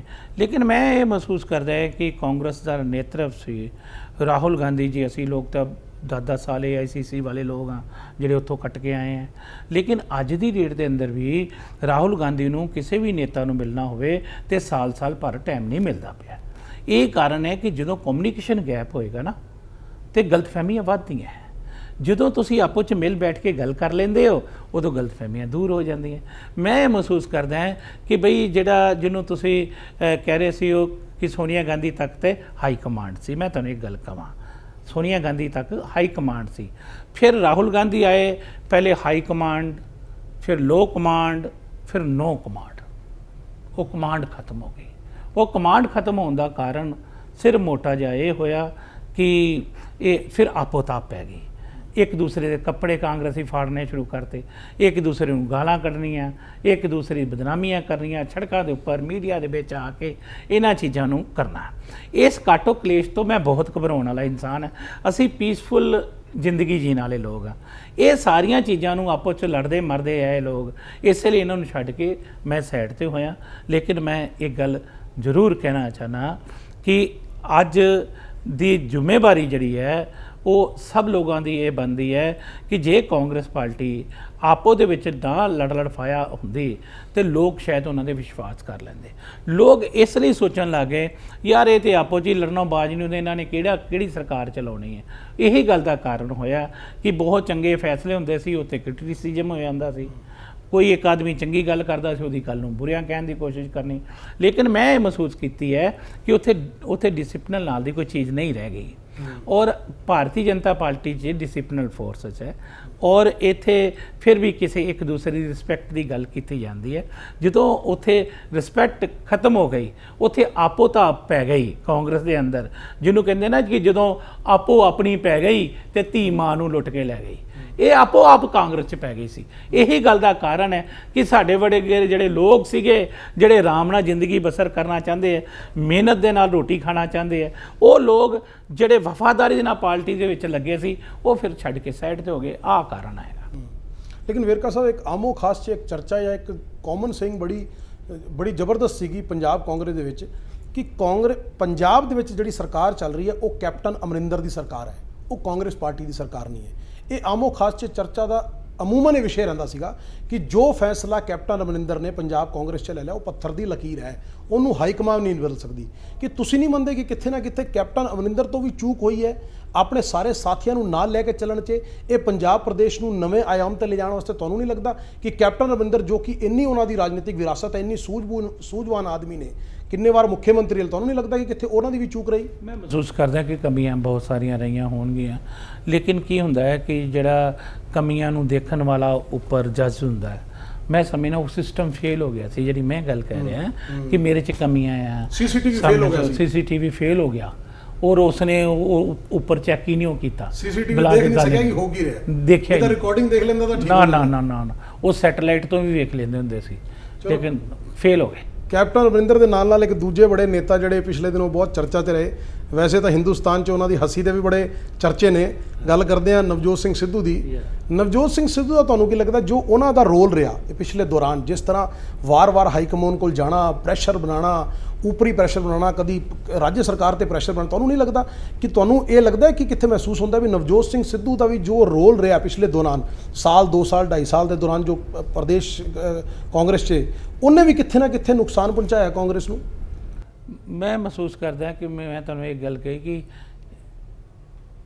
ਇੱਕ ਦੀ ਨਹੀਂ ਸਾਰਿਆਂ ਦੀ ਕਹਾਣੀ ਹੈ, ਇਹ ਕਹਾਣੀ ਘਰ ਘਰ ਦੀ ਆ। ਇਹ ਸਾਰਿਆਂ ਨੇ ਹੀ ਭਾਈ ਇਹ ਹੂਤੀ ਪਾਈ ਆ। ਇਹ ਕਾਂਗਰਸ ਦੀ ਬਰਬਾਦੀ ਦਾ, ਕਾਂਗਰਸ ਦੀ ਬਰਬਾਦੀ ਦਾ ਸਭ ਨੇ ਹੂਤੀ ਪਾਈ ਆ। ਤੇ ਉਦੋਂ ਸਾਰਿਆਂ ਨੇ ਫਿਲਮ ਦੇਖ ਲਈ ਹਮ ਨਹੀਂ ਸੁਧਰੇਂਗੇ, ਇਹ ਸੁਧਰੇ ਹੀ ਨਹੀਂ ਹੋ। ਇਹੀ ਗੱਲ ਦਾ ਕਾਰਨ ਹੈ। ਤੇ ਭੁਗਤ ਰਹੇ ਹੀ ਸਾਰੇ, ਹੁਣ ਸਾਰੇ ਭੁਗਤਦੇ ਪਏ। ਤੇ ਇਸ ਲਈ ਤੇ ਜੇ ਇਕੱਠੇ ਰਹਿੰਦੇ ਭਾਈ ਤੇ ਫਿਰ ਲੋਕ ਵੀ ਤੁਹਾਡੇ ਨਾਲ ਇਕੱਠੇ ਰਹਿੰਦੇ ਨਾ। ਜਦੋਂ ਘਰ ਹੀ ਇਕੱਠਾ ਨਹੀਂ ਰਹੇ ਤੇ ਲੋਕ ਨਹੀਂ ਫਿਰ ਠੀਕ ਰਹਿੰਦੇ। ਇਹ ਕਾਰਨ ਹੋਇਆ। ਵਿਰਕਾ ਸਾਹਿਬ, ਤੁਸੀਂ ਇੰਨੇ ਟਾਈਮ ਤੋਂ ਰਾਜਨੀਤਿਕ 'ਚ ਐਕਟਿਵ ਹੋ, ਪੰਜਾਬ ਦੇ ਵਿੱਚ ਲਗਭਗ 3 ਦਸ਼ਕ ਤੋਂ ਜ਼ਿਆਦਾ ਤੁਹਾਡਾ ਰਾਜਨੀਤਿਕ ਕੈਰੀਅਰ ਹੋ ਚੁੱਕਿਆ ਹੈ। ਤੁਸੀਂ ਇਸ ਦੌਰਾਨ ਕਈ ਮੁੱਖ ਮੰਤਰੀ ਦੇਖੇ। ਅਸੀਂ ਗੱਲ ਕਰਦੇ ਹਾਂ ਕੈਪਟਨ ਅਮਰਿੰਦਰ ਸਿੰਘ ਦੀ, ਪ੍ਰਕਾਸ਼ ਸਿੰਘ ਬਾਦਲ ਜੀ ਦੀ ਤੇ ਚਰਨਜੀਤ ਸਿੰਘ ਚੰਨੀ ਜੀ, ਜਿਨ੍ਹਾਂ ਦਾ ਹੁਣੇ ਪਿਛਲਾ ਕਾਰਜਕਾਲ ਰਿਹਾ, ਚਾਹੇ ਥੋੜਾ ਕਾਰਜਕਾਲ ਰਿਹਾ ਲੇਕਿਨ ਮੁੱਖ ਮੰਤਰੀ ਦੇ ਕਾਰਜਕਾਲ ਤੇ ਰਿਹਾ। ਤੁਸੀਂ ਕੀ ਮੰਨਦੇ ਹੋ ਕਿ ਇਹਨਾਂ ਤਿੰਨਾਂ ਨੂੰ ਤੁਸੀਂ ਕਲੋਜ਼ਲੀ ਆਬਜ਼ਰਵ ਕੀਤਾ ਹੈ, ਕਲੋਜ਼ਲੀ ਬਹੁਤ ਹੀ ਨਜ਼ਦੀਕੀ ਤੌਰ ਤੋਂ ਇਹਨਾਂ ਦੀ ਵਰਕਿੰਗ ਤੁਸੀਂ ਦੇਖੀ ਹੈ ਪੰਜਾਬ ਦੇ ਵਿੱਚ। ਤੁਸੀਂ ਕੀ ਮੰਨਦੇ ਹੋ ਕਿ ਇਹਨਾਂ ਤਿੰਨਾਂ ਦੇ ਵਿੱਚੋਂ ਸਭ ਤੋਂ ਵਧੀਆ ਮੁੱਖ ਮੰਤਰੀ ਪੰਜਾਬ ਵਾਸਤੇ ਕੌਣ ਸੀਗਾ ਔਰ ਉਹਦਾ ਕਾਰਨ ਕੀ ਮੰਨਦੇ ਹੋ ਮੂਲਭੂਤ, ਕਿ ਕਿਸ ਕਾਰਨ ਕਰਕੇ ਉਹ ਵਧੀਆ ਮੁੱਖ ਮੰਤਰੀ ਸੀ? ਦੇਖੋ, ਹਰ ਇੱਕ ਦੇ ਤੁਸੀਂ ਕਹੋਗੇ ਮੈਂ 5 ਗੁੱਡ ਪੁਆਇੰਟ ਦੱਸਾਂ ਤੇ ਦੱਸ ਦੂੰਗਾ, 5 ਬੈਡ ਪੁਆਇੰਟ ਕਹੋਗੇ ਤਾਂ ਮੈਂ ਉਹ ਵੀ ਦੱਸ ਦੂੰਗਾ। ਲੇਕਿਨ ਮੈਂ ਤੁਹਾਨੂੰ ਇਹ ਗੱਲ ਕਹਿ ਰਿਹਾ ਕਿ ਹਰ ਇੱਕ ਦੇ ਵਿੱਚ ਖੂਬੀਆਂ ਵੀ ਹੈ, ਹਰ ਇੱਕ ਦੇ ਵਿੱਚ ਕਮੀਆਂ ਵੀ ਹੈ। ਕੁਝ ਲੋਕਾਂ ਦੇ ਕੋਲ ਪਾਵਰ ਸੀ। ਪ੍ਰਕਾਸ਼ ਸਿੰਘ ਬਾਦਲ ਖੁਦ ਹੀ ਹਾਈ ਕਮਾਨ ਸੀ। ਉਹ ਪ੍ਰਕਾਸ਼ ਸਿੰਘ ਬਾਦਲ ਨੂੰ ਕੋਈ ਵੀ ਪੁੱਛਣ ਵਾਲਾ ਨਹੀਂ ਸੀ, ਠੀਕ ਹੈ। ਔਰ ਕੈਪਟਨ ਅਮਰਿੰਦਰ ਸਿੰਘ ਬਹੁਤ ਵੱਡੇ ਕੱਦ ਦੇ ਲੀਡਰ ਸੀਗੇ, ਠੀਕ ਹੈ। ਉਹ ਪੰਜਾਬ ਦੇ ਖੁਦ ਵੀ ਹਾਈ ਕਮਾਨ ਖੁਦ ਹੀ ਸੀਗੇ। ਉਹ ਸੋਨੀਆ ਗਾਂਧੀ ਤੋਂ ਵੀ ਸੀਨੀਅਰ ਆਦਮੀ ਸੀ, ਇਸ ਲਈ ਉਹਨੂੰ ਵੀ ਕੋਈ ਪੁੱਛਣ ਵਾਲਾ ਨਹੀਂ ਸੀ। ਲੇਕਿਨ ਚਰਨਜੀਤ ਸਿੰਘ ਚੰਨੀ ਦੇ ਉੱਪਰ ਚੈੱਕ ਆਫ ਬੈਲੈਂਸ ਬਹੁਤ ਸਾਰਾ ਸੀ। ਉਹਨੂੰ ਜਿਹੜਾ ਮਰਜ਼ੀ ਉਹਦੀ ਬਾਂਹ ਖਿੱਚਦਾ ਸੀ, ਜਿਹੜਾ ਮਰਜ਼ੀ ਪਜਾਮਾ ਖਿੱਚਦਾ ਸੀ, ਜਿਹੜਾ ਮਰਜ਼ੀ ਉਹਦਾ ਕਮੀਜ਼ ਖਿੱਚੀ ਜਾਂਦਾ ਸੀ ਉਹ। ਤੇ ਉਹ ਫਰਕ ਆਇਆ ਗੱਲ ਦਾ। ਕਮੀਆਂ ਔਰ ਖੂਬੀਆਂ ਸਭ ਦੇ ਵਿੱਚ ਹੈਗੀਆਂ ਸੀ, ਲੇਕਿਨ ਕੀ ਹੈ ਕਿ ਦੂਜਿਆਂ ਦੀਆਂ ਕਮੀਆਂ ਇਸ ਲਈ ਛੁਪ ਗਈਆਂ ਕਿ ਉਹਨਾਂ ਨੂੰ ਕੋਈ ਟੋਕਣ ਵਾਲਾ ਨਹੀਂ। ਇਹਦੀਆਂ ਕਮੀਆਂ ਇਸ ਲਈ ਉਜਾਗਰ ਹੋਈਆਂ ਕਿ ਇਹਨੂੰ ਕੋਈ ਟੋਕਣ ਵਾਲੇ ਸੀਗੇ। ਇਹ ਕਾਰਨ ਹੈ। ਵਿਰਕਾ ਸਾਹਿਬ, ਪਿਛਲੇ ਦਿਨੋਂ ਜਦੋਂ ਚਰਨਜੀਤ ਸਿੰਘ ਚੰਨੀ ਨੂੰ ਕਾਂਗਰਸ ਦਾ ਮੁੱਖ ਮੰਤਰੀ ਬਣਾਇਆ ਗਿਆ, ਕੈਪਟਨ ਅਮਰਿੰਦਰ ਸਿੰਘ ਨੂੰ ਮੁੱਖ ਮੰਤਰੀ ਦੀ ਕੁਰਸੀ ਤੋਂ ਹਟਾਇਆ ਗਿਆ, ਬੜਾ ਹੀ ਸ਼ਰਮਨਾਕ ਜਿਹਾ ਪੂਰਾ ਐਵੀਡੈਂਸ ਹੋਇਆ। ਜਿਹੜਾ ਜਿਹਨੇ ਪ੍ਰਦੇਸ਼ ਦੀ ਜਿਹੜੀ ਪੰਜਾਬ ਪ੍ਰਦੇਸ਼ ਕਾਂਗਰਸ ਦੀ ਸਰਕਾਰ ਸੀਗੀ ਉਹਨੂੰ ਬੜਾ ਛਵੀ ਨੂੰ ਵੀ ਦੁਮਿਲ ਕੀਤਾ ਉਹਨੂੰ। ਇਹਦੇ ਵਿੱਚ ਮੇਨ ਚਰਚਾ ਦਾ ਵਿਸ਼ੇ ਰਿਹਾ ਸੀ ਵੀ ਇਹਦੇ ਵਿੱਚ ਮੇਨ ਜਿਹੜਾ ਹੱਥ ਹੈਗਾ, ਜਿਸ ਤਰ੍ਹਾਂ ਦਾ ਨਵਜੋਤ ਸਿੰਘ ਸਿੱਧੂ ਨੇ ਹਾਈਕਮਾਨ ਨੂੰ ਫੀਡਬੈਕ ਦਿੱਤਾ, ਉਸ ਫੀਡਬੈਕ ਕਰਕੇ ਜਾਂ ਉਸ ਤਰ੍ਹਾਂ ਦੇ ਜੋ ਉਹਨਾਂ ਨੇ ਸਾਰੀ ਲੌਬੀ ਬਿਠਾਈ, ਉਸ ਕਰਕੇ ਪੂਰਾ ਇਨਸੀਡੈਂਟ ਹੋ। ਤੁਸੀਂ ਕੀ ਮੰਨਦੇ ਹੋ ਕਿ ਉਹਨੇ ਕਿੰਨਾ ਪੰਜਾਬ ਕਾਂਗਰਸ ਨੂੰ ਆਹਤ ਕੀਤਾ ਜਿਸ ਤਰ੍ਹਾਂ ਕੈਪਟਨ ਅਮਰਿੰਦਰ ਨੂੰ ਹਟਾਇਆ ਗਿਆ? ਮੈਨੂੰ ਇੱਕ ਗੱਲ ਤੇ ਦੱਸ ਦਿਓ ਭਾਈ ਕਿ ਉਹ ਫੀਡਬੈਕ ਲੈਂਦੇ ਕਿਉਂ ਉੱਪਰ ਵਾਲੇ ਭਾਈ ਇਹੋ ਜਿਹੇ ਬੰਦੇ ਦਾ? ਸਰ ਇਹ ਤਾਂ ਤੁਸੀਂ ਦੱਸੋਗੇ। ਤਾਂ ਮੈਂ ਤਾਂ ਪੁੱਛਣ ਡਿਆ ਵੀ ਫੀਡਬੈਕ ਸਾਰਿਆਂ ਦਾ ਲੈਣਾ ਚਾਹੀਦਾ ਕਿ ਇੱਕ ਦਾ? ਇਹ ਸਭ ਦਾ ਫੀਡਬੈਕ ਉਹਨਾਂ ਕੋਲ ਸੀ, ਡਿਸੀਜਨ ਉਹਨਾਂ ਨੇ ਕਰਨਾ ਸੀ। ਲੇਕਿਨ ਮੈਂ ਮਹਿਸੂਸ ਇਹ ਕਰਦਾ ਆ ਕਿ ਬਈ ਕਿਤੇ ਨਾ ਕਿਤੇ ਉਹਨਾਂ ਨੇ ਪੰਜਾਬ ਨੂੰ ਬਹੁਤ ਸੀਰੀਅਸ ਨਹੀਂ ਲਿਆ। ਪੰਜਾਬ ਵਾਸਤੇ ਉਹਨਾਂ ਨੇ ਬਹੁਤ ਜ਼ਿਆਦਾ ਟਾਈਮ ਨਹੀਂ ਕੱਢਿਆ, ਧਿਆਨ ਨਹੀਂ ਦਿੱਤਾ। ਇਸੇ ਲਈ ਪੰਜਾਬ ਦਾ ਵਿਹੜਾ ਉਜੜ ਗਿਆ। ਅੱਜ ਜ਼ਰੂਰਤ ਇਸ ਗੱਲ ਦੀ ਹੈ ਕਿ ਮੈਂ ਨਹੀਂ ਮਹਿਸੂਸ ਕਰਦਾ ਕਿ ਹੁਣ ਆਉਣ ਵਾਲੇ ਕੁਝ ਸਮੇਂ ਤੱਕ ਕੋਈ ਕਾਂਗਰਸ ਦੇ ਪੈਰ ਲੱਗ ਸਕਣਗੇ। ਮੈਨੂੰ ਇਦਾਂ ਨਹੀਂ ਲੱਗਦਾ ਪਿਆ। ਮੈਨੂੰ ਇਦਾਂ ਲੱਗਦਾ ਆ ਕਿ ਭਾਈ ਜਿੱਥੇ ਕਿਤੇ ਕਮੀਆਂ ਹੁਣ ਨਰਿੰਦਰ ਮੋਦੀ ਦੀ ਸਰਕਾਰ 'ਚ ਹੈ, ਜਿੱਥੇ ਕਿਤੇ ਕਮੀਆਂ ਸਾਡੇ ਵਿੱਚ ਹੈ, ਜਿੱਥੇ ਕਿਤੇ ਕਮੀਆਂ ਦੂਸਰੇ ਦੇ ਵਿੱਚ ਹੈ, ਕਮੀਆਂ ਨੂੰ ਸਾਰੀਆਂ ਨੂੰ ਠੀਕ ਕਰਕੇ ਚੰਗੀਆਂ ਗੱਲਾਂ ਵਾਲੇ ਪਾਸੇ ਚੱਲਣੀਆਂ ਚਾਹੀਦੀਆਂ।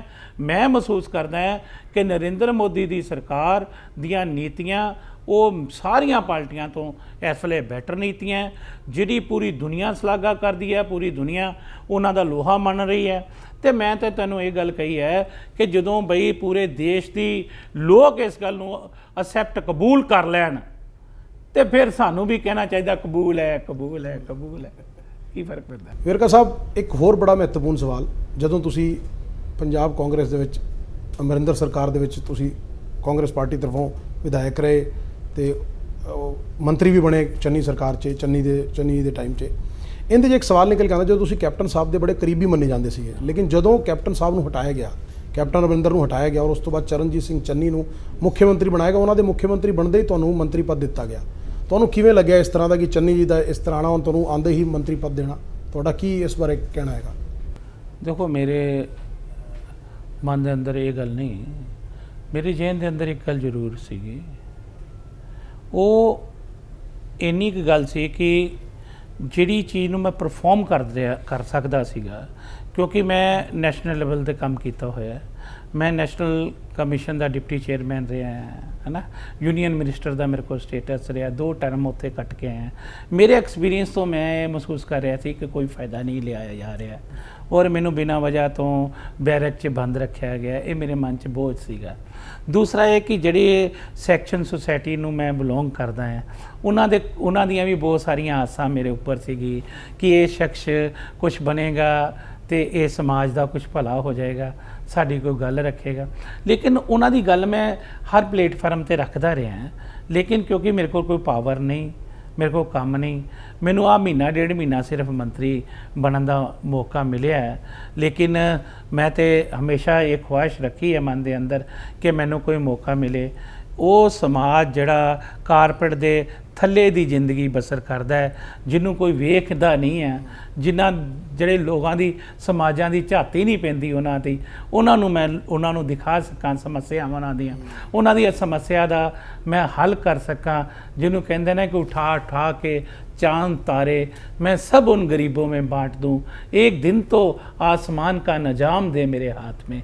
अगर वो निजाम मेरे हाथ च होवे तो मेरी कोशिश होवे कि मैं जिहड़ी जिंदगी नूं जीया होया है, जिहड़ी बाबा साहब अंबेडकर ने जिस जिंदगी नूं जीया होया है, ते ये जिहड़ी आने वाली जिहड़ी साडियां नस्लां आ वो किते वो जिंदगी ना जीन।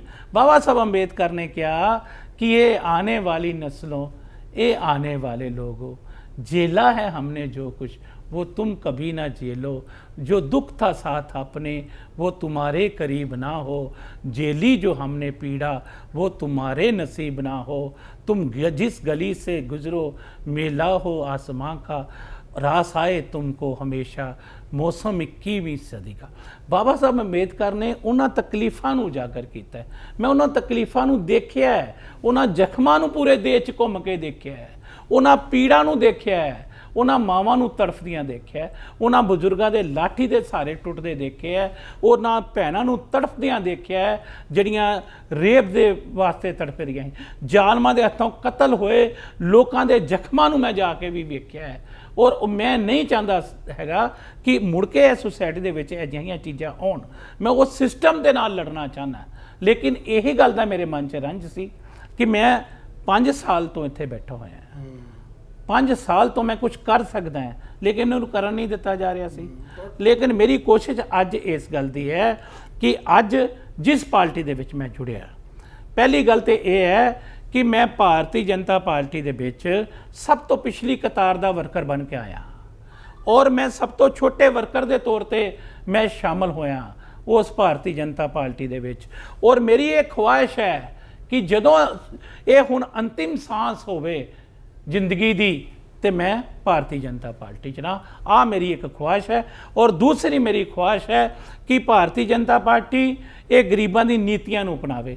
मैं चाहना कि भारतीय जनता पार्टी ये सफाई कर्मचारी और दलित समाज दियां मुश्किलां नूं समझण च कामयाब हो जाए।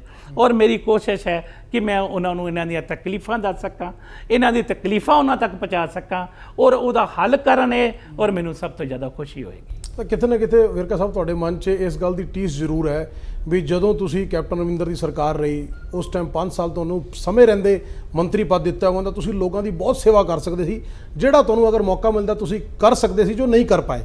ਲੇਕਿਨ ਅਸੀਂ ਚਲੋ ਅਸੀਂ ਉਮੀਦ ਕਰਾਂਗੇ ਕਿ ਆਉਣ ਵਾਲੇ ਸਮੇਂ ਤੁਹਾਨੂੰ ਇਸ ਤਰ੍ਹਾਂ ਦੀ ਜ਼ਰੂਰ ਪਰਿਸਥਿਤੀਆਂ ਹੋਣ ਕਿ ਤੁਹਾਨੂੰ ਅੱਗੇ ਔਰ ਜਨਤਾ ਦਾ, ਪੰਜਾਬ ਦੇ ਲੋਕਾਂ ਦੀ ਸੇਵਾ ਕਰਨ ਦਾ ਮੌਕਾ ਮਿਲੇ। ਸਾਡੀ ਦੁਆਵਾਂ ਨੇ ਤੁਹਾਡੇ ਨਾਲ। ਇੱਕ ਵਿਰਕਾ ਸਾਹਿਬ ਹੋਰ ਸਵਾਲ, ਜਿਹੜਾ ਇਹ ਜਿਹੜੀ ਪਾਰਟੀ ਦੇ ਵਿੱਚ ਇੱਕ ਪਾਰਟੀ ਤੋਂ ਦੂਜੀ ਪਾਰਟੀ 'ਚ ਜਾਣਾ, ਇਹ ਬੜੀ ਵਾਰ ਓਬਜ਼ਰਵ ਕੀਤਾ ਕਿ ਜਿਵੇਂ ਤੁਸੀਂ ਵੀ ਅੱਜ ਇੱਕ ਪੁਰਾਣੀ ਪਾਰਟੀ ਜਿੰਦੇ ਤੁਸੀਂ ਇੰਨੇ ਸਾਲ ਬਿਤਾਏ, ਅੱਜ ਭਾਰਤੀ ਜਨਤਾ ਪਾਰਟੀ 'ਚ ਆਏ ਹੋ ਔਰ ਤੁਸੀਂ ਕਹਿ ਰਹੇ ਹੋ ਕਿ ਜਦ ਤੱਕ ਹੁਣ ਤੁਹਾਡੀ ਸਾਂਸ ਰਹੇ ਤੁਸੀਂ ਭਾਰਤੀ ਜਨਤਾ ਪਾਰਟੀ 'ਚ ਰਹੋਗੇ ਆਪਣੀ ਆਖਰੀ ਸਾਂਸ ਤੱਕ। ਬੜੀ ਵਾਰ ਰਾਜਨੀਤੀ ਦੇ ਅੰਦਰ ਦੇਖਿਆ ਗਿਆ ਕਿ ਜਿਹੜੀ ਲਾਇਲਟੀ ਹੁੰਦੀ ਹੈ, ਚਾਹੇ ਉਹ ਵਿਅਕਤੀ ਵਿਸ਼ੇਸ਼ ਪ੍ਰਤੀ ਦੇ ਹੋਵੇ, ਚਾਹੇ ਉਹ ਪਾਰਟੀ ਦੇ ਪ੍ਰਤੀ ਹੋਵੇ, ਉਹ ਸਮੇਂ ਦੇ ਨਾਲ ਪਰਿਸਥਿਤੀਆਂ ਦੇ ਹਿਸਾਬ ਨਾਲ ਲਾਇਲਟੀ ਬਦਲ ਜਾਂਦੀ ਹੈ। ਚੁਣਾਵ ਬਦਲ ਜਾਂਦੇ ਨੇ, ਚੁਣਾਵਾਂ ਦੇ ਵਿੱਚ ਲਹਿਰ ਚੱਲਦੀ ਹੈ, ਹਵਾ ਬਦਲਦੀ ਹੈ। ਜਿਸ ਤਰ੍ਹਾਂ ਨੇਤਾਵਾਂ ਨੂੰ ਦਿਖਦਾ ਵੀ ਯਾਰ ਸਾਡੀ ਪਾਰਟੀ ਦਾ ਸੱਤਾ 'ਚ ਆਉਣ ਦਾ ਟਾਈਮ ਨਹੀਂ ਹੈਗਾ ਜਾਂ ਸੱਤਾ 'ਚ ਨਹੀਂ ਆਏਗੀ ਔਰ ਦੂਸਰੀ ਪਾਰਟੀ ਆ ਰਹੀ, ਤਾਂ ਲੋਕਾਂ ਦੀ ਲਾਇਲਟੀ ਬਦਲ ਜਾਂਦੀ ਹੈ। ਲੋਕਾਂ ਦੀ ਜਿਹਨੂੰ ਇਹ ਕਹਿੰਦੇ ਨੇ ਕਿ ਓਪਰਚੁਨਿਸਟਿਕ ਅਵਸਰਵਾਦੀ ਸੋਚ ਹੋ ਗਏ, ਲੋਕ ਪਾਰਟੀਆਂ ਬਦਲ ਜਾਂਦੇ ਨੇ। ਤੇ ਤੁਹਾਨੂੰ ਇਹ ਨਹੀਂ ਲੱਗਦਾ ਕਿ ਇਹ ਕਿਤੇ ਨਾ ਕਿਤੇ ਮਤਲਬ ਮੌਕਾ ਪ੍ਰਸਤੀ ਨੂੰ ਵੀ ਇਸ਼ਾਰਾ ਕਰਦੀ ਹੈ? ਨਹੀਂ, ਇਹ ਨਹੀਂ ਹੁੰਦਾ। ਬੇਸਿਕ ਇਹ ਹੈ ਕਿ ਇਨਸਾਨ ਦੀ ਆਪਣੀ ਖੁਆਇਸ਼ ਦੇ ਅਨੁਸਾਰ ਨਹੀਂ ਸਭ ਕੁਝ ਹੁੰਦਾ। ਮਾਹੌਲ, ਸੁਸਾਇਟੀ ਔਰ ਸਮਾਜ ਦੇ ਪ੍ਰਤੀ ਜਵਾਬਦੇਹੀ, ਕਿ ਤੁਸੀਂ ਹੁਣ ਸਮਾਜ ਨੂੰ ਜਵਾਬ ਦਿਓ, ਉਹਨਾਂ ਦੀ ਕਿਸ ਤਰ੍ਹਾਂ ਬੈਟਰ ਸੇਵਾ ਕਰ ਸਕਦੇ ਹੋ, ਜਾਂ ਉਹਨਾਂ ਦੀ ਕਿੱਦਾਂ ਮਦਦ ਕਰ ਸਕਦੇ ਹੋ, ਜਾਂ ਉਹਨਾਂ ਦੀ ਹੁਣ ਕਿੱਦਾਂ ਮਦਦ ਹੋਏਗੀ। ਬੇਸਿਕ ਤੇ ਹੈ ਕਿ ਤੁਹਾਡੇ ਪਿੱਛੇ ਬਹੁਤ ਵੱਡਾ ਇੱਕ ਸਮਾਜ ਹੈ ਜਿਹਦੀ ਜ਼ਿੰਮੇਵਾਰੀ ਦੀ ਕਹਾਣੀ ਹੈ। ਕੁਝ ਲੋਕ ਹੋਣਗੇ ਜਿਨ੍ਹਾਂ ਨੂੰ ਤੁਸੀਂ ਕਹੋ ਕਿ ਉਹ ਸਮੇਂ ਦੇ ਅਨੁਸਾਰ ਆਪਣੇ ਫੈਸਲੇ ਕਰਦੇ ਰਹਿਣ। ਮੈਂ ਕਾਂਗਰਸ ਪਾਰਟੀ ਦੇ ਅੰਦਰ NSUI ਤੋਂ ਹੈ, ਯਾਦ ਰੱਖਣਾ, ਬਚਪਨ ਤੋਂ ਆ, ਔਰ ਅੱਜ ਮੇਰੀ ਉਮਰ 57 ਸਾਲ ਦੀ ਹੋ ਗਈ। ਇੰਨੇ ਸਾਲਾਂ ਤੱਕ ਮੈਂ ਕਾਂਗਰਸ ਪਾਰਟੀ ਦੇ ਨਾਲ ਹਾਂ। ਮੈਂ ਤੁਹਾਨੂੰ ਇਹ ਗੱਲ ਕਹੀ ਹੈ ਕਿ ਜਦੋਂ ਤੱਕ ਕਾਂਗਰਸ ਪਾਰਟੀ ਸਿਧਾਂਤਾਂ ਦੇ ਉੱਪਰ ਚੱਲਦੀ ਸੀ, ਮੈਂ ਕਾਂਗਰਸ ਪਾਰਟੀ ਦੇ ਹਮੇਸ਼ਾ ਪਹਿਰਾ ਦਿੱਤਾ ਹੈ, ਉਹਨਾਂ ਦੀ ਤਰਜਮਾਨੀ ਕੀਤੀ ਹੈ।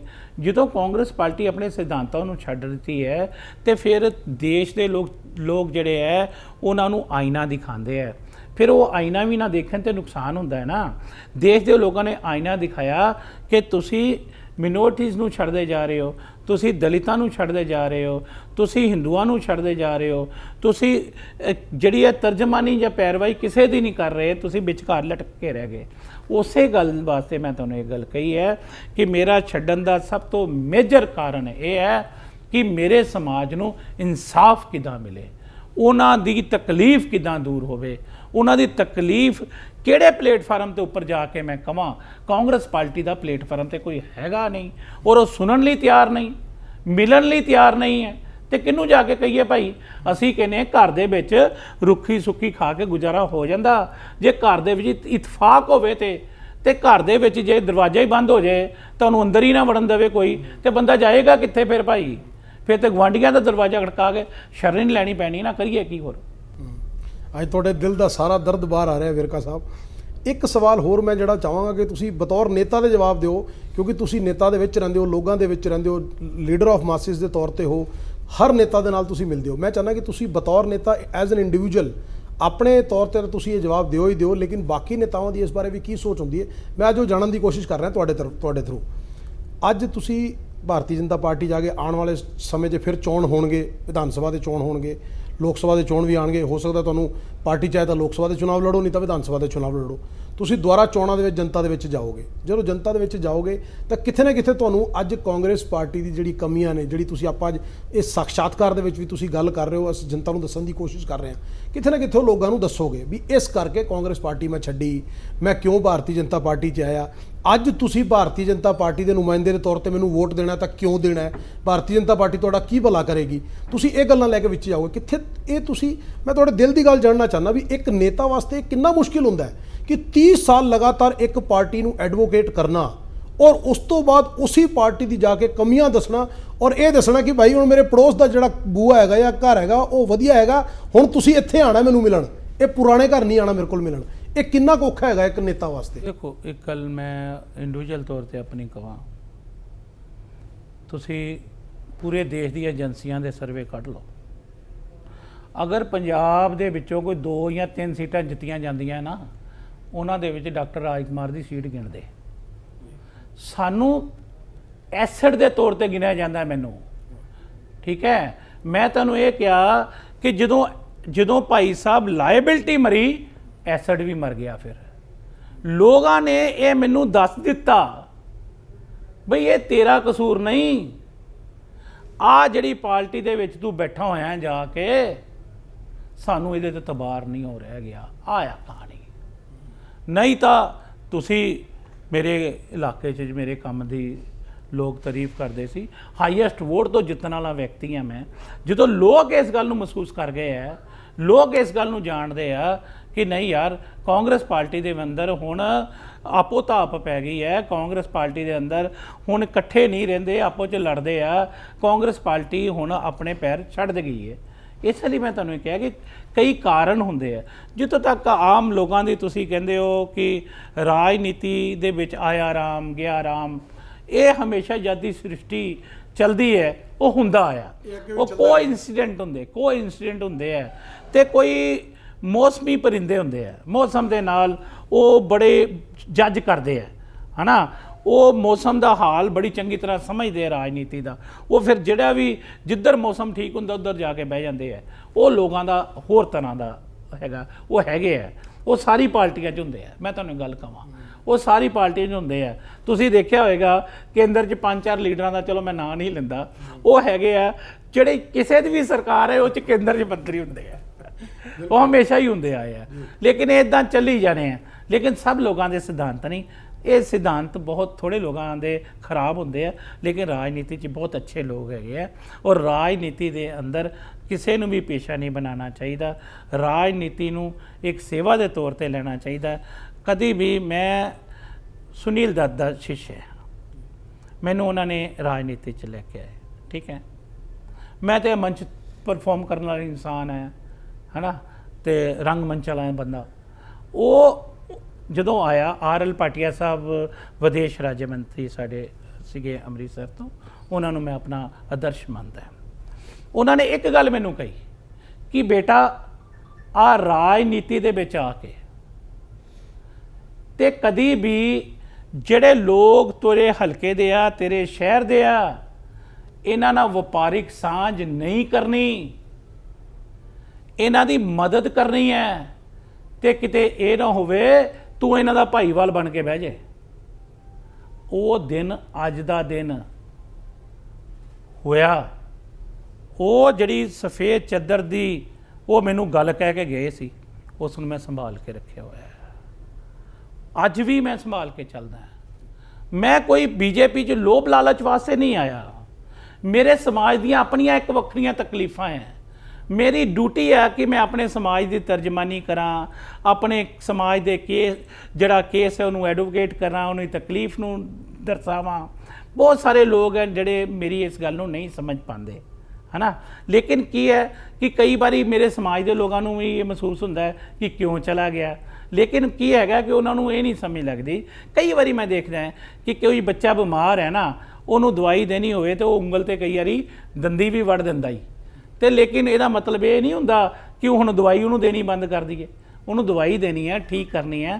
ਮੇਰਾ ਕੰਮ ਹੈ ਸਮਾਜ ਨੂੰ ਤੰਦਰੁਸਤ ਕਰਨਾ ਹੈ।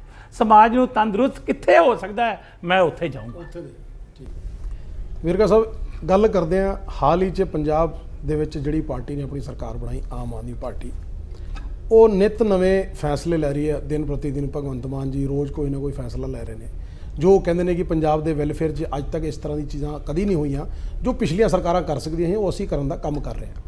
ਉਹਨਾਂ ਦੀ ਇਸ ਤਰ੍ਹਾਂ ਦੀ ਕਾਰਿਆ ਪ੍ਰਣਾਲੀ ਨੂੰ ਜਾਂ ਭਗਵੰਤ ਮਾਨ ਜੀ ਨੇ ਜਿਹੜੇ ਫੈਸਲੇ ਪਿਛਲੇ ਦਿਨਾਂ 'ਚ 2-3 ਮਹੀਨਿਆਂ ਦੌਰਾਨ ਜਦੋਂ ਦੀ ਉਹਨਾਂ ਦੀ ਸਰਕਾਰ ਬਣੀ ਹੈ ਉਹ ਲਿੱਤੇ, ਉਹਨਾਂ ਨੂੰ ਕਿਸ ਤਰ੍ਹਾਂ ਵੇਖਦੇ ਹੋ ਤੁਸੀਂ? ਦੇਖੋ, ਮੈਂ ਸਮਝਦਾ ਹੈ ਕਿ ਜਿੰਨੇ ਵੀ ਘਟੀਆ ਤੋਂ ਘਟੀਆ ਵੀ ਪ੍ਰੈਕਟੀਕਲ ਕੀਤੇ ਜਾ ਸਕਦੇ ਆ ਨਾ, ਉਹ ਸਾਰੇ ਹੀ ਪੰਜਾਬ 'ਤੇ ਕੀਤੇ ਹੀ ਉਹਨਾਂ ਨੇ। ਮੈਨੂੰ ਇੱਕ ਗੱਲ ਤੇ ਦੱਸ ਦਿਓ ਭਾਈ, ਮੈਂ ਰੋਜ਼ ਹੀ ਇੱਕ ਗੱਲ ਕਹਿਣਾ, ਆਹ ਕੇਜਰੀਵਾਲ ਸਾਹਿਬ ਸਿੱਖਿਆ ਨੀਤੀ ਦੀ ਗੱਲ ਕਰ ਰਿਹਾ ਸੀ। ਦਿੱਲੀ ਦੇ ਸਕੂਲ ਹੈ, ਪੰਜਾਬ 'ਚ ਦਿੱਲੀ ਵਾਲੇ ਸਿੱਖਿਆ ਨੀਤੀ ਲੈ ਕੇ ਆਵਾਂਗੇ, ਉਹ ਕਿੱਥੇ ਗਈ ਸਿੱਖਿਆ ਨੀਤੀ? ਤੇ ਜਦੋਂ ਸਰਵੇ ਹੋਇਆ ਦੇਸ਼ ਦੀ ਸਭ ਤੋਂ ਘਟੀਆ ਨੀਤੀ ਫਿਰ ਕੇਜਰੀਵਾਲ ਦੀ ਆਈ, ਉਹ ਤੇ ਪੰਜਾਬ ਤੇ ਨੰਬਰ 1 ਤੇ ਆਇਆ ਸੀ। ਤੇ ਫਿਰ ਇਸ ਲਈ ਸ਼ੁਦਾਈ ਬਣਾਇਆ ਉਹਨੇ। ਮੈਂ ਰੋਜ਼ ਸਵਾਲ ਪੁੱਛਦਾ ਕੇਜਰੀਵਾਲ ਨੂੰ ਕਿ ਕੇਜਰੀਵਾਲ ਜੀ, ਤੁਹਾਡੀ ਆਪਣੀ ਨੀਤੀ ਕਿਹੜੀ? ਤੁਹਾਡੀ ਆਪਣੀ ਆਪਣੀ ਜਿਹੜੀ ਦਿੱਲੀ ਨੂੰ ਦੇਣ ਕਿਹੜੀ ਹੈ? ਤੁਸੀਂ ਕੋਈ ਇੱਕ ਸਕੂਲ ਬਣਾਇਆ ਤੇ ਨਾਂ ਲੈ ਲਓ, ਇੱਕ ਕਾਲਜ ਬਣਾਇਆ ਤੇ ਮੈਨੂੰ ਦਿਖਾ ਦਿਓ, ਇੱਕ ਹਸਪਤਾਲ ਬਣਾਇਆ ਤੇ ਮੈਨੂੰ ਉਹ ਵੀ ਦੱਸ ਦਿਓ। ਬਈ ਤੁਸੀਂ ਬਣਾਇਆ ਕਿ ਉੱਥੇ ਜਾ ਕੇ ਕਹੀ ਜਾਂਦੇ ਹੋ ਕਿ ਅਗਰ ਦਿੱਲੀ में लाल किला है तो पंजाब में क्यों नहीं, दिल्ली में कुतुब मीनार है तो पंजाब में क्यों नहीं। ਹੁਣ ਕੁਤੁਬ ਮੀਨਾਰ ਲਾਲ ਕਿਲਾ ਇਹਦੇ ਬਾਪੂ ਨੇ ਬਣਾਇਆ ਭਾਜੀ, ਜਾਂ ਸਕੂਲ ਇਹਦੇ ਬਾਪੂ ਨੇ ਬਣਾਏ ਹੈ, ਕੋਈ ਕਾਲਜ ਬਣਾਇਆ, ਕੋਈ ਮੈਟਰੋ ਚਲਾਈ, ਕੀ ਕੀਤਾ ਇਸ ਬੰਦੇ ਨੇ? ਲੇਕਿਨ ਜਿੰਨੀ ਦਿੱਲੀ ਦੀ ਡਿਵੈਲਪਮੈਂਟ ਹੈ, ਉਹ ਦਿੱਲੀ ਦੀ ਡਿਵੈਲਪਮੈਂਟ ਕੇਂਦਰ ਦੀ ਸਰਕਾਰ, ਕਿਉਂਕਿ ਉਹ ਰਾਜਧਾਨੀ ਹੈ, ਉਹ ਕਰਦੇ ਆ ਉੱਥੇ। ਸਾਰੀ ਜਿਹੜੀ ਪੁਲਿਸ ਲਾਅ ਐਂਡ ਆਰਡਰ ਉਹ ਸਾਰਾ ਹੀ ਮੇਨਟੇਨ ਕੇਂਦਰ ਦੀ ਸਰਕਾਰ ਕਰਦੀ ਹੈ। ਤੇ ਇਹ ਕੀ ਕਰਦਾ ਹੈ, ਇਹ ਕੀ ਠੁੰਠਣ ਵਜਾਉਂਦਾ ਉੱਥੇ ਬਹਿ ਕੇ ਭਾਈ। ਇਹਦੇ ਪੱਲੇ ਕੀ, ਇਹ ਕੀ ਕਰਦਾ ਕੰਮ? ਲੇਕਿਨ ਸ਼ਦਾਈ ਬਣਾਉਂਦਾ ਲੋਕਾਂ ਨੂੰ। ਲੇਕਿਨ ਲੋਕਾਂ ਨੇ ਬਹੁਤਾ ਚਿਰ ਸ਼ਦਾਈ ਨਹੀਂ ਬਣਨਾ। ਜਿੱਥੋਂ ਤੱਕ ਸਵਾਲ ਇਸ ਗੱਲ ਦਾ, ਪੰਜਾਬ ਨੇ ਧੋਖਾ ਖਾ ਲਿਆ। ਅੱਜ ਪੰਜਾਬ ਆਪਣੀ ਗਲਤੀਆਂ ਦਾ ਨਤੀਜਾ ਭੁਗਤ ਰਿਹਾ ਕਿ ਪੰਜਾਬ ਦੇ ਵਿੱਚ ਆ ਜਦੋਂ ਉਹਨੂੰ ਮੁੱਖ ਮੰਤਰੀ ਦੀ ਚਿੱਠੀ ਦਿੱਤੀ ਨਾ, ਕੇਜਰੀਵਾਲ ਨੇ ਦਿੱਲੀ ਸ਼ੀਰ ਥਾਪੀ ਦਿੱਤੀ, ਤੇ ਉਦੋਂ ਉਹਦੀ ਅਕਲ ਆਪਣੇ ਕੋਲ ਰੱਖ ਲਈ। ਥਾਪੀ ਦੇਤੀ, ਅਕਲ ਰੱਖ ਲਈ। ਆ ਹੁਣ ਵਿਚਾਰਾ ਉੱਥੋਂ ਜਾਂਦਾ ਹੀ ਥੋੜੀ ਜਿਹੀ ਅਕਲ ਲੈਂਦਾ, ਇੱਥੇ ਕਰਕੇ ਰੱਖਦਾ। ਉਹ ਜਿੰਨੀ ਇੱਕ ਅਕਲ ਦਿੰਦੇ ਆ ਇੰਨੀ ਕੁ ਲੈ ਕੇ ਆ ਜਾਂਦਾ ਹੀ ਭਾਈ। ਦਿੱਲੀ ਦੇ ਅੰਦਰ ਕਿਉਂਕਿ ਉਹਨੇ ਕਦੀ ਹੋਮ ਨਹੀਂ ਚਲਾਈ, ਕੇਜਰੀਵਾਲ ਨੂੰ ਪੁਲਿਸ ਨੂੰ ਹੈਂਡਲ ਕਰਨਾ ਨਹੀਂ ਆਇਆ ਉੱਥੇ, ਕਿਉਂਕਿ ਪੁਲਿਸ ਨਹੀਂ ਹੈ, ਲਾਅ ਐਂਡ ਆਰਡਰ ਮੇਨਟੇਨ ਨਹੀਂ ਉਹਨੇ ਕਦੀ ਕੀਤਾ। ਇਸ ਤਰ੍ਹਾਂ ਭਗਵੰਤ ਮਾਨ ਨੇ ਕਿੱਥੋਂ ਵਿਚਾਰੇ ਨੇ, ਉਹਦੇ ਵਿਚਾਰਾ ਭਾਂਡਾ ਉਹਦੇ ਡੁਗ ਡੁਗ ਡੁਗ ਡੁਗ ਡੁਗ ਕਰਦਾ ਰਹਿੰਦਾ, ਉਹਨੇ ਕਿੱਥੋਂ ਚਲਾਣਾ ਆਪਣਾ। ਲੇਕਿਨ ਉਹ ਵਿਚਾਰਾ ਤੇ ਚਲੋ ਇਦਾਂ ਹੀ ਆ ਗਿਆ ਗਲਤੀ ਨਾਲ, ਚਲੋ ਵੱਖਰੀ ਗੱਲ। ਇਹਨੇ ਸੋਚਿਆ ਸੀ ਕਿ ਇੱਕ ਭੰਡ ਨੂੰ ਇੱਥੇ ਮੁੱਖ ਮੰਤਰੀ ਬਣਾ ਦਿਓ ਤੇ ਸ਼ਾਇਦ ਯਾਰ ਬਾਕੀ ਦਾ ਮਾਲ ਮੈਂ ਕਮਾਈ ਜਾਊਂਗਾ। ਲੇਕਿਨ ਹੁਣ ਦੇਖੋ ਕਿੱਧਰ ਨੂੰ ਤੁਰਦੀ ਹੈ ਕਹਾਣੀ। ਲੇਕਿਨ ਮੈਂ ਤੁਹਾਨੂੰ ਇਹ ਗੱਲ ਕਹਾਂ, ਬੜੀ ਜਲਦੀ ਇਹ ਸਰਕਾਰ 5 ਸਾਲ ਨਹੀਂ ਕੱਟੇਗੀ। ਅੱਜ ਮੇਰੇ ਕੋਲ ਲਿਖਾ ਲਓ, ਮੈਂ ਐਮਐਚ ਨਿਊਜ਼ ਤੇ ਦਾਵਾ ਕਰ ਰਿਹਾ, ਇਹ ਸਰਕਾਰ 5 ਸਾਲ ਨਹੀਂ ਕੱਟੇਗੀ। ਲੋਕ 5 ਸਾਲ ਬਰਦਾਸ਼ਤ ਇਹਨੂੰ ਨਹੀਂ ਕਰਨਗੇ, ਕਿਉਂਕਿ ਅੱਜ ਨਾ ਪੰਜਾਬ 'ਚ ਨੌਕਰੀ ਮਿਲ ਰਹੀ, ਨਾ ਪੰਜਾਬ 'ਚ ਡਿਵੈਲਪਮੈਂਟ, ਨਾ ਇਲਾਜ ਠੀਕ ਹੋ ਰਿਹਾ, ਨਾ ਲੋਕਾਂ ਦੀ ਪੜ੍ਹਾਈ ਠੀਕ ਹੋ ਰਹੀ ਹੈ, ਨਾ ਲੋਕਾਂ ਨੂੰ ਪੈਨਸ਼ਨ ਮਿਲ ਰਹੀ ਹੈ, ਨਾ ਲੋਕਾਂ ਦਾ ਧਿਆਨ ਰੱਖਿਆ ਜਾ ਰਿਹਾ।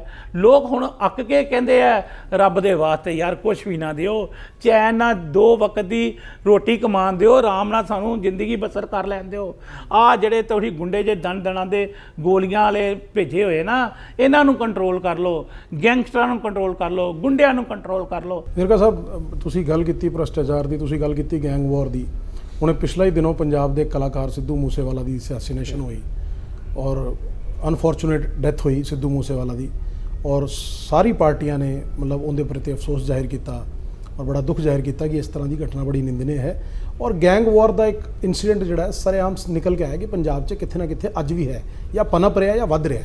ਤੁਸੀਂ ਇਹਨੂੰ ਕਿਸ ਤਰ੍ਹਾਂ ਦੇਖਦੇ ਹੋ ਵੀ ਇਸ ਚੀਜ਼ ਨੂੰ, ਜਿਸ ਤਰ੍ਹਾਂ ਦੀ ਇੱਕ ਅਸੈਸੀਨੇਸ਼ਨ ਹੋਈ ਹੈ, ਇਸ ਚੀਜ਼ ਨੂੰ ਕਿਵੇਂ ਕੰਟਰੋਲ ਕੀਤਾ ਜਾ ਸਕਦਾ? ਕਿਆ ਕੇਂਦਰ ਸਰਕਾਰ ਕੋਈ ਇਹਦੇ 'ਚ ਅਗਰ ਪੰਜਾਬ ਸਰਕਾਰ ਕਿਸੇ ਤਰਫ ਤੇ ਕਮਜ਼ੋਰ ਪੈ ਰਹੀ ਹੈ, ਤੁਹਾਨੂੰ ਲੱਗਦਾ, ਹਾਲਾਂਕਿ ਚਲੋ 3 ਮਹੀਨੇ ਹੀ ਹੋਏ ਨੇ ਸਰਕਾਰ ਬਣੇ, ਤੁਹਾਨੂੰ ਲੱਗਦਾ ਕਿ ਪੰਜਾਬ ਸਰਕਾਰ ਅਗਰ ਕਮਜ਼ੋਰ ਪੈ ਰਹੀ ਹੈ ਤਾਂ ਕੇਂਦਰ ਸਰਕਾਰ ਨੂੰ ਕਿਤੇ ਨਾ ਕਿਤੇ ਹਸਤਸ਼ੇਪ ਕਰਕੇ ਉਹਦੇ 'ਚ ਕੁਝ ਇਸ ਤਰ੍ਹਾਂ ਦਾ ਕਰੈਕਟਿਵ ਮੇਅਰਸ ਕਰਨੇ ਚਾਹੀਦੇ ਨੇ ਜਿਹੜਾ ਇਸ ਚੀਜ਼ ਤੇ ਰੋਕਥਾਮ ਔਰ ਆਉਣ ਵਾਲੇ ਟਾਈਮ ਤੇ ਇਹਨੂੰ ਸ਼ਾਂਤੀਪ੍ਰਿय ਪ੍ਰਦੇਸ਼ ਦੀ ਤਰ੍ਹਾਂ ਬਣਾਇਆ ਜਾਏ, ਜਿਵੇਂ ਪਿਛਲੇ ਇੰਨੇ ਸਾਲਾਂ ਤੋਂ ਲਗਾਤਾਰ ਪੰਜਾਬ ਇੱਕ ਸ਼ਾਂਤੀਪ੍ਰਿय ਪ੍ਰਦੇਸ਼ ਬਣਿਆ ਰਿਹਾ।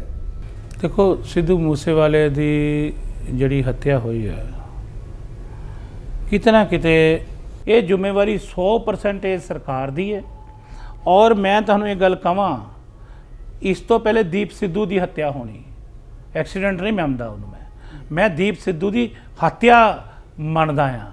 ਲੇਕਿਨ ਮੈਂ ਇਹ ਗੱਲ ਕਹਿ ਰਿਹਾ ਕਿ ਜਿਸ ਤਰੀਕੇ ਨਾਲ ਗੈਂਗਸਟਰ ਦਨਾ ਰਹੇ ਹੈ, ਜਿਸ ਤਰੀਕੇ ਨਾਲ ਕਤਲੋਗਾਰਦ ਹੋ ਰਹੀ ਹੈ, ਔਰ ਜਿਸ ਤਰੀਕੇ ਦੇ ਨਾਲ ਇਹਨਾਂ ਦੇ ਕੋਲ ਕੰਟਰੋਲ ਨਹੀਂ ਹੋ ਰਿਹਾ, ਕੋਈ ਚੀਜ਼ ਨੂੰ ਸੰਭਾਲ ਨਹੀਂ ਪਾ ਰਹੇ, ਲੋਕ ਇਹਨਾਂ ਕੋਲ ਸਵਾਲ ਦਾ ਜਵਾਬ ਪੁੱਛਣਗੇ ਕਿ ਤੁਸੀਂ ਜਿਹੜੀਆਂ ਗੱਲਾਂ ਕਰਕੇ ਇਹ ਆਮ ਆਦਮੀ ਪਾਰਟੀ ਦਾ ਨਾਰਾ ਦੇ ਕੇ ਆਏ ਸੀ, ਉਹ ਗੱਲਾਂ ਹੁਣ ਕਿੱਥੇ?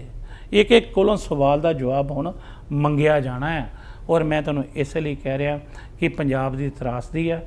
ਅੱਜ ਪੰਜਾਬ ਦੇ ਲੋਕਾਂ ਨੂੰ ਮੈਂ ਫਿਰ ਅਪੀਲ ਕਰਨਾ ਚਾਹੁੰਦਾ ਕਿ ਆਓ ਸਾਰੇ ਹੀ ਮਿਲ ਕੇ, ਜਿਸ ਤਰੀਕੇ ਦੇ ਨਾਲ ਕੇਂਦਰ ਦੀ ਸਰਕਾਰ ਨੇ ਨਾਰਾ ਦਿੱਤਾ ਹੈ, ਅਮਨ ਸ਼ਾਂਤੀ ਦਾ ਪੈਗਾਮ ਦਿੱਤਾ ਹੈ, ਔਰ ਮੈਂ ਮਹਿਸੂਸ ਕਰਦਾ ਕਿ ਉਹ ਤਾਕਤ, ਉਹ ਫੋਰਸ ਪੰਜਾਬ ਨੂੰ ਬਚਾ ਸਕਦੀ ਹੈ, ਪੰਜਾਬ ਦਾ ਧਿਆਨ ਕਰ ਸਕਦੀ ਹੈ, ਪੰਜਾਬ ਦਾ ਭਲਾ ਕਰ ਸਕਦੀ ਹੈ।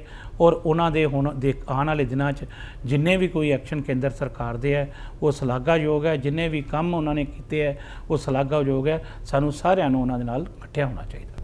ਲੇਕਿਨ ਤੁਹਾਨੂੰ ਵੇਰਕਾ ਸਾਹਿਬ ਇਹ ਨਹੀਂ ਲੱਗਦਾ ਹਜੇ 3 ਮਹੀਨੇ ਹੋਏ ਪੰਜਾਬ 'ਚ ਸਰਕਾਰ ਬਣੇ, ਥੋੜਾ ਟਾਈਮ ਇੱਕ ਸਰਕਾਰ ਨੂੰ ਜਸਟੀਫਾਈ ਕਰਨ ਵਾਸਤੇ ਲੋਕਾਂ ਦੇ ਸਾਹਮਣੇ ਕੰਮ ਕਰੇਗੀ ਤਾਂ ਲੋਕ ਵੀ ਵੈਲਿਊਏਟ ਕਰਨਗੇ, ਪਾਰਟੀ ਵੀ ਵੈਲਿਊਏਟ ਕਰੇਗੀ। ਮੈਂ ਮੰਨਦਾ ਕਿ ਇਸ ਟਾਈਮ ਇਹ ਗੈਂਗ ਵਾਰ ਦਾ ਜੋ ਉਦਾਹਰਣ ਨਿਕਲ ਕੇ ਆਇਆ, ਲੇਕਿਨ ਤੁਹਾਨੂੰ ਇਹ ਨਹੀਂ ਲੱਗਦਾ ਕਿ ਥੋੜਾ ਜਿਹਾ ਟਾਈਮ ਇਸ ਸਰਕਾਰ ਨੂੰ ਦੇਣਾ ਚਾਹੀਦਾ ਜਿਹੜੀ ਇੰਨੇ ਮੇਜਰ ਮੈਂਡੇਟ ਦੇ ਨਾਲ ਚੁਣ ਕੇ ਆਈ ਹੈ? ਬਈ ਗੱਲ ਇਹ ਹੈ ਕਿ ਜਿੰਨੀ ਵੱਡੀ ਤਰਾਸਦੀ ਇਸ ਵੇਲੇ ਹੈ, ਤੇ ਅਸੀਂ ਇਹ ਡਰਦੇ ਹਾਂ ਜੇ 3 ਮਹੀਨੇ ਜਿਹੜੇ ਦਿੱਤੇ ਆ ਤੇ ਅੱਜ ਇਸ ਆਲਮ ਤੇ ਖੜੇ ਹੋ ਗਏ ਆ, ਜੇ 3 ਕੁ ਮਹੀਨੇ ਹੋਰ ਦੇ ਦਈਏ ਤੇ ਫਿਰ ਕਿੱਥੇ ਜਾਵਾਂਗੇ ਭਾਈ? ਅਸੀਂ ਪੰਜਾਬ ਛੱਡ ਕੇ ਭੱਜਾਂਗੇ? ਘਰ-ਬਾਰ ਛੱਡ ਕੇ ਕੀ ਦੂਜੀ ਜਗ੍ਹਾ ਤੇ ਭੱਜਾਂਗੇ? ਕਿੱਥੇ ਸ਼ਰਨ ਲਾਂਗੇ? ਕਿੱਥੇ ਬਹੂ ਬੇਟੀਆਂ ਦੀ ਇੱਜ਼ਤ ਨੂੰ ਬਚਾਈਏ? ਕਿੱਥੇ ਘਰ ਜਦੋਂ ਜਾਂਦੇ ਆ ਨਾ ਬੱਚੇ ਘਰੋਂ ਬਾਹਰ ਤੇ ਮਾਂ ਅੱਧਾ ਘੰਟਾ ਉਹਦੇ ਥੀਰ ਤੱਕ ਟਿਕਟਿਕੀ ਲਾ ਕੇ ਦੇਖਦੀ ਰਹਿੰਦੀ ਹੈ ਕਿ ਮੇਰਾ ਪੁੱਤਰ ਘਰ ਆਰਾਮ ਨਾਲ ਵਾਪਸ ਆ ਜਾਏ। ਇਹ ਹਾਲਾਤ ਚੋਂ ਦਹਿਸ਼ਤ ਤੋਂ ਅਸੀਂ ਗੁਜ਼ਰਦੇ ਪਏ ਹਾਂ। ਜੇ 3 ਮਹੀਨਿਆਂ ਦੇ ਵਿੱਚ ਇਹ ਦਹਿਸ਼ਤ ਵਾਲੀ ਜ਼ਿੰਦਗੀ ਇਹਨਾਂ ਨੇ ਦੇਤੀ ਹੈ ਤੇ ਇਹਨਾਂ ਨੂੰ ਹੁਣ ਟਾਈਮ ਦੇ ਕੇ ਕਰੀਏ ਕੀ? ਰੋਈਏ ਨਾ ਤੇ ਰੋਣ ਦਾ ਵੀ ਹੱਕ ਨਹੀਂ, ਆਪਣੀ ਗੱਲ ਵੀ ਕਹਿਣ ਦਾ ਹੱਕ ਨਹੀਂ। ਅਸੀਂ ਚਾਹੁੰਦੇ ਹਾਂ ਕਿ ਇਹ ਸਰਕਾਰ ਚੱਲੇ, ਅਸੀਂ ਚਾਹੁੰਦੇ ਹਾਂ ਚੰਗੇ ਕੰਮ ਕਰੇ, ਲੇਕਿਨ ਇਹਨਾਂ ਹਾਲਾਤ ਦੇ ਨਾਲ ਕੌਣ ਮੁਕਾਬਲਾ ਕਰੇ? ਇਹਨਾਂ ਗੱਲਾਂ ਦੇ ਨਾਲ ਕੌਣ ਕੰਪਰੋਮਾਈਜ਼ ਕਰੇ? ਕੌਣ ਬਰਦਾਸ਼ਤ ਕਰੇ? ਇਹ ਹਾਲਾਤ ਨੂੰ ਬਰਦਾਸ਼ਤ ਨਹੀਂ ਕੀਤਾ ਜਾ ਸਕਦਾ। ਜਾਂ ਸਰਕਾਰ ਇਹਨਾਂ ਹਾਲਾਤਾਂ ਨੂੰ ਕੰਟਰੋਲ ਕਰੇ ਜਾਂ ਕੁਰਸੀ ਛੱਡੇ, ਇਹ ਅਸੀਂ ਚਾਹੁੰਦੇ ਹਾਂ।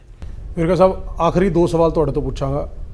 ਤੁਸੀਂ ਸਭ ਸਾਖਸ਼ਾਤਕਾਰ ਦੇ ਸ਼ੁਰੂਆਤ 'ਚ ਇਹ ਗੱਲ ਕਹੀ ਵੀ ਮੈਂ ਬਿਨਾਂ ਕਿਸੇ ਲੋਭ ਲਾਲਚ ਦੇ ਭਾਰਤੀ ਜਨਤਾ ਪਾਰਟੀ 'ਚ ਆਇਆ, ਲੇਕਿਨ ਰਾਜਨੀਤਿਕ ਗਲਿਆਰਿਆਂ 'ਚ ਐਸੀ ਚਰਚਾ, ਮੈਂ ਇਹਦੇ 'ਚ ਇਹ ਨਹੀਂ ਕਹਿ ਰਿਹਾ ਕਿ ਤੁਹਾਡੀ ਤਰਫੋਂ ਕੋਈ ਬਿਆਨ ਹੈ, ਇਹ ਚਰਚਾ ਹੈ ਕਿ ਬਈ ਰਾਜਕੁਮਾਰ ਵੇਰਕਾ ਜੀ ਜਿਸ ਸਟੇਚਰ ਦੇ, ਜਿਸ ਕੱਦ ਦੇ ਨੇਤਾ ਨੇ, ਉਹਨਾਂ ਨੂੰ ਆਉਣ ਵਾਲੇ ਸਮੇਂ ਦੇ ਵਿੱਚ ਭਾਰਤੀ ਜਨਤਾ ਪਾਰਟੀ ਤੇ ਕੋਈ ਮਹੱਤਵਪੂਰਨ ਜ਼ਿੰਮੇਵਾਰੀ ਦਿੱਤੀ ਜਾ ਸਕਦੀ ਹੈ, ਜਿੰਦੇ ਵਿੱਚ ਚਰਚਾ ਇਹ ਵੀ ਹੈ ਵੀ SC ST ਕਮਿਸ਼ਨ ਦੇ ਵਿੱਚ ਵੀ ਕਿੱਥੇ ਐਡਜਸਟ ਕੀਤਾ ਜਾ ਸਕਦਾ ਹੈ, ਜਾਂ ਕਿਸੇ ਸਟੇਟ ਦਾ, ਪ੍ਰਦੇਸ਼ ਦਾ ਰਾਜਪਾਲ ਵੀ ਰਾਜਕੁਮਾਰ ਵੇਰਕਾ ਨੂੰ ਲਾਇਆ ਜਾ ਸਕਦਾ ਹੈ। ਤੁਸੀਂ ਆਪਣਾ ਭਵਿੱਖ ਕੀ ਵੇਖਦੇ ਹੋ, ਜਾਂ ਤੁਹਾਨੂੰ ਕੀ ਲੱਗਦਾ ਕਿ ਜੋ ਇਹ ਚਰਚਾ ਰਾਜਨੀਤਿਕ ਗਲਿਆਰਿਆਂ ਚੱਲ ਰਹੀ ਹੈ ਕਿ ਤੁਹਾਡੇ ਕੰਨਾਂ ਤੱਕ ਵੀ ਪਹੁੰਚੀ ਹੈ, ਤੁਹਾਨੂੰ ਵੀ ਲੱਗਦਾ ਕੋਈ ਸੱਚਾਈ ਹੈ? ਨਹੀਂ, ਬਿਲਕੁਲ ਇਹ ਕੋਈ ਸੱਚਾਈ ਨਹੀਂ ਹੈ, ਔਰ ਨਾ ਹੀ ਮੇਰੀ ਖੁਆਇਸ਼ ਹੈ। ਮੈਂ ਤੁਹਾਨੂੰ ਸਪਸ਼ਟ ਤੌਰ ਤੇ ਕਹਿਦਾ, ਮੈਂ ਸਿਰਫ ਇਹ ਗੱਲ ਕਹਿਣਾ ਕਿ ਭਾਈ ਮੈਂ ਕੁਝ ਨਹੀਂ ਬਣਨਾ ਚਾਹੁੰਦਾ, ਮੈਂ ਕੁਝ ਵੀ ਨਹੀਂ ਚਾਹੁੰਦਾ।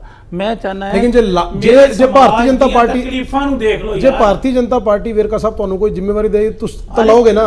ਅਰੇ ਮੈਂ ਜਦੋਂ ਉਸ ਪਾਰਟੀ ਦੇ ਵਿੱਚ ਆ, ਮੈਂ ਪਾਰਟੀ ਦੇ ਵਿੱਚ ਆ, ਮੈਂ ਗੁਰੰਥੀ ਪਾਰਟੀ ਥੋੜੀ ਹੈ ਯਾਰ, ਮੈਂ ਕੋਈ ਟੱਲੀਆਂ ਵਿੱਚ ਜਾਂਦਾ ਫਿਰਦਾ।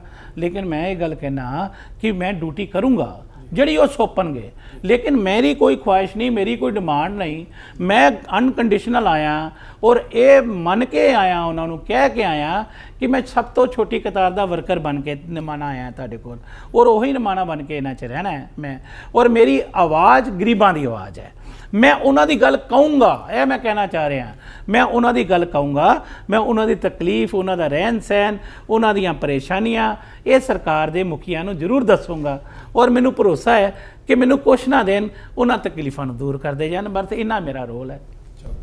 ਆਖਰੀ ਸਵਾਲ ਵੇਰਕਾ ਸਾਹਿਬ, ਚਲਦੇ ਚਲਦੇ ਤੁਹਾਡੇ ਤੋਂ ਆਖਰੀ ਸਵਾਲ। ਤੁਸੀਂ ਜਿਸ ਤਰ੍ਹਾਂ ਗੱਲ ਕੀਤੀ ਵੀ ਅੱਜ ਦੇ ਸਮੇਂ 'ਚ ਤੁਸੀਂ ਕਾਂਗਰਸ ਪਾਰਟੀ ਛੱਡ ਕੇ ਆਏ ਹੋ, ਕਾਂਗਰਸ ਪਾਰਟੀ ਇਸ ਟਾਈਮ ਆਪਣੀ ਦਇਨੀय ਸਥਿਤੀ ਤੇ ਹੈ ਔਰ ਬਿਲਕੁਲ ਹਾਸ਼ੀਏ ਤੇ ਖੜੀ ਹੈ।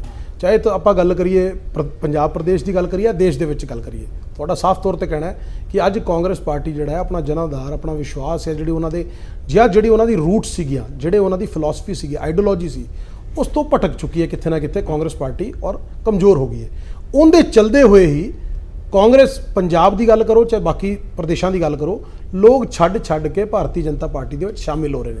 ਤੁਸੀਂ ਵੀ ਹਾਲ ਹੀ 'ਚ, ਤੁਹਾਡੇ ਨਾਲ ਕਈ ਹੋਰ ਨੇਤਾਵਾਂ ਨੇ ਵੀ, ਤੁਹਾਡੇ ਪੰਜਾਬ ਕਾਂਗਰਸ ਦੇ ਪੂਰਵ ਅਧਿਅਕਸ਼ ਰਹੇ ਸੁਨੀਲ ਜਾਖੜ ਜੀ ਨੇ ਵੀ ਭਾਰਤੀ ਜਨਤਾ ਪਾਰਟੀ ਦਾ ਦਾਮਨ ਥਾਮਿਆ, ਥੋੜਾ ਸਮਾਂ ਪਹਿਲੇ ਹੀ ਤੁਹਾਡੇ ਨਾਲ ਉਸ ਦਿਨ ਮੰਚ ਤੇ ਵੀ ਤੁਹਾਡੇ ਨਾਲ ਮੌਜੂਦ ਰਹੇ। ਮੈਂ ਤੁਹਾਡੇ ਤੋਂ ਜਾਣਨਾ ਚਾਹਾਂਗਾ ਕਿ ਤੁਸੀਂ ਅੱਜ MH1 ਦੇ ਇਸ ਚੈਨਲ ਦੇ ਉੱਪਰ ਤੁਹਾਡੇ ਤੋਂ ਚਾਹਾਂਗੇ ਵੀ ਆ ਜਿਹੜੀ ਹੋਰ ਫਹਿਰਿਸਤ ਲੰਬੀ ਖੜੀ ਹੈ ਲਾਈਨ ਲਾ ਕੇ ਕਾਂਗਰਸ ਪਾਰਟੀ ਦੀ, ਕਿਉਂਕਿ ਸਾਰੇ ਹੀ ਦੁਖੀ ਨੇ, ਸਾਰੇ ਉਸ ਆਈਡੀਓਲੋਜੀ ਤੋਂ ਪਰੇਸ਼ਾਨ ਨੇ, ਔਰ ਦੂਜੇ ਦਾ ਬੂਹਾ ਖੜਕਾ ਰਹੇ ਨੇ ਕਿ ਸਾਨੂੰ ਬੂਹਾ ਖੋਲ੍ਹਿਆ ਤਾਂ ਸਾਨੂੰ ਅੰਦਰ ਵਾੜੋ, ਸਾਨੂੰ ਘਰ 'ਚ ਵਾੜੋ। ਤੇ ਮੈਂ ਤੁਹਾਡੇ ਤੋਂ ਅੱਜ MH1 ਪ੍ਰਾਈਮ ਤੇ ਜਾਣਨਾ ਚਾਹਾਂਗਾ ਕਿ ਸਾਨੂੰ ਅੱਜ ਉਸ ਥੋੜੀ ਲਿਸਟ ਦਾ ਖੁਲਾਸਾ ਵੀ ਕਰ ਦਿਓ ਕਿ ਹੋਰ ਲਾਈਨ ਤੇ ਕਿਹੜੇ ਖੜੇ ਨੇ ਬੰਦੇ। ਦੇਖੋ, ਮੇਨਲੀ ਗੱਲ ਇਹ ਹੈ ਕਿ ਮੈਨੂੰ ਇਹਦੀ ਕੋਈ ਜਾਣਕਾਰੀ ਨਹੀਂ ਕਿ ਕੌਣ ਖੜੇ ਆ, ਲੇਕਿਨ ਇਹ ਸੱਚ ਆ ਜਿਹੜਾ ਤੁਸੀਂ ਇੱਕ ਸਵਾਲ ਕਿਹਾ ਕਿ ਬਹੁਤ ਸਾਰੇ ਲੋਕ ਸ਼ਾਮਲ ਹੋਣਾ ਚਾਹੁੰਦੇ ਆ। ਹੁਣ ਲੋਕ ਬਹੁਤ ਸਾਰੇ ਇਹ ਮਹਿਸੂਸ ਕਰਦੇ। ਹੁਣ ਸਪੋਜ਼ ਮੈਂ ਦੱਸਣਾ, ਮੈਂ ਭਾਰਤੀ ਜਨਤਾ ਪਾਰਟੀ ਸ਼ਾਮਲ ਹੋਇਆ ਨਾ, ਹੈ ਨਾ, ਤੇ ਨੈਚੁਰਲੀ ਹੈਗਾ ਕਿ ਜਿਹੜੇ ਲੋਕ ਮੇਰੇ ਫਾਲੋਅਰ ਹੋਣਗੇ, ਹੈ ਨਾ, ਤੇ ਉਹ ਆਪਣੇ ਆਪ ਹੀ ਸ਼ਾਮਲ ਹੋ ਗਏ। ਇਹ ਹੁੰਦਾ ਹੈ ਨਾ, ਉਹ ਆਪਣੇ ਆਪ ਹੀ ਸ਼ਾਮਲ ਹੋ ਗਏ।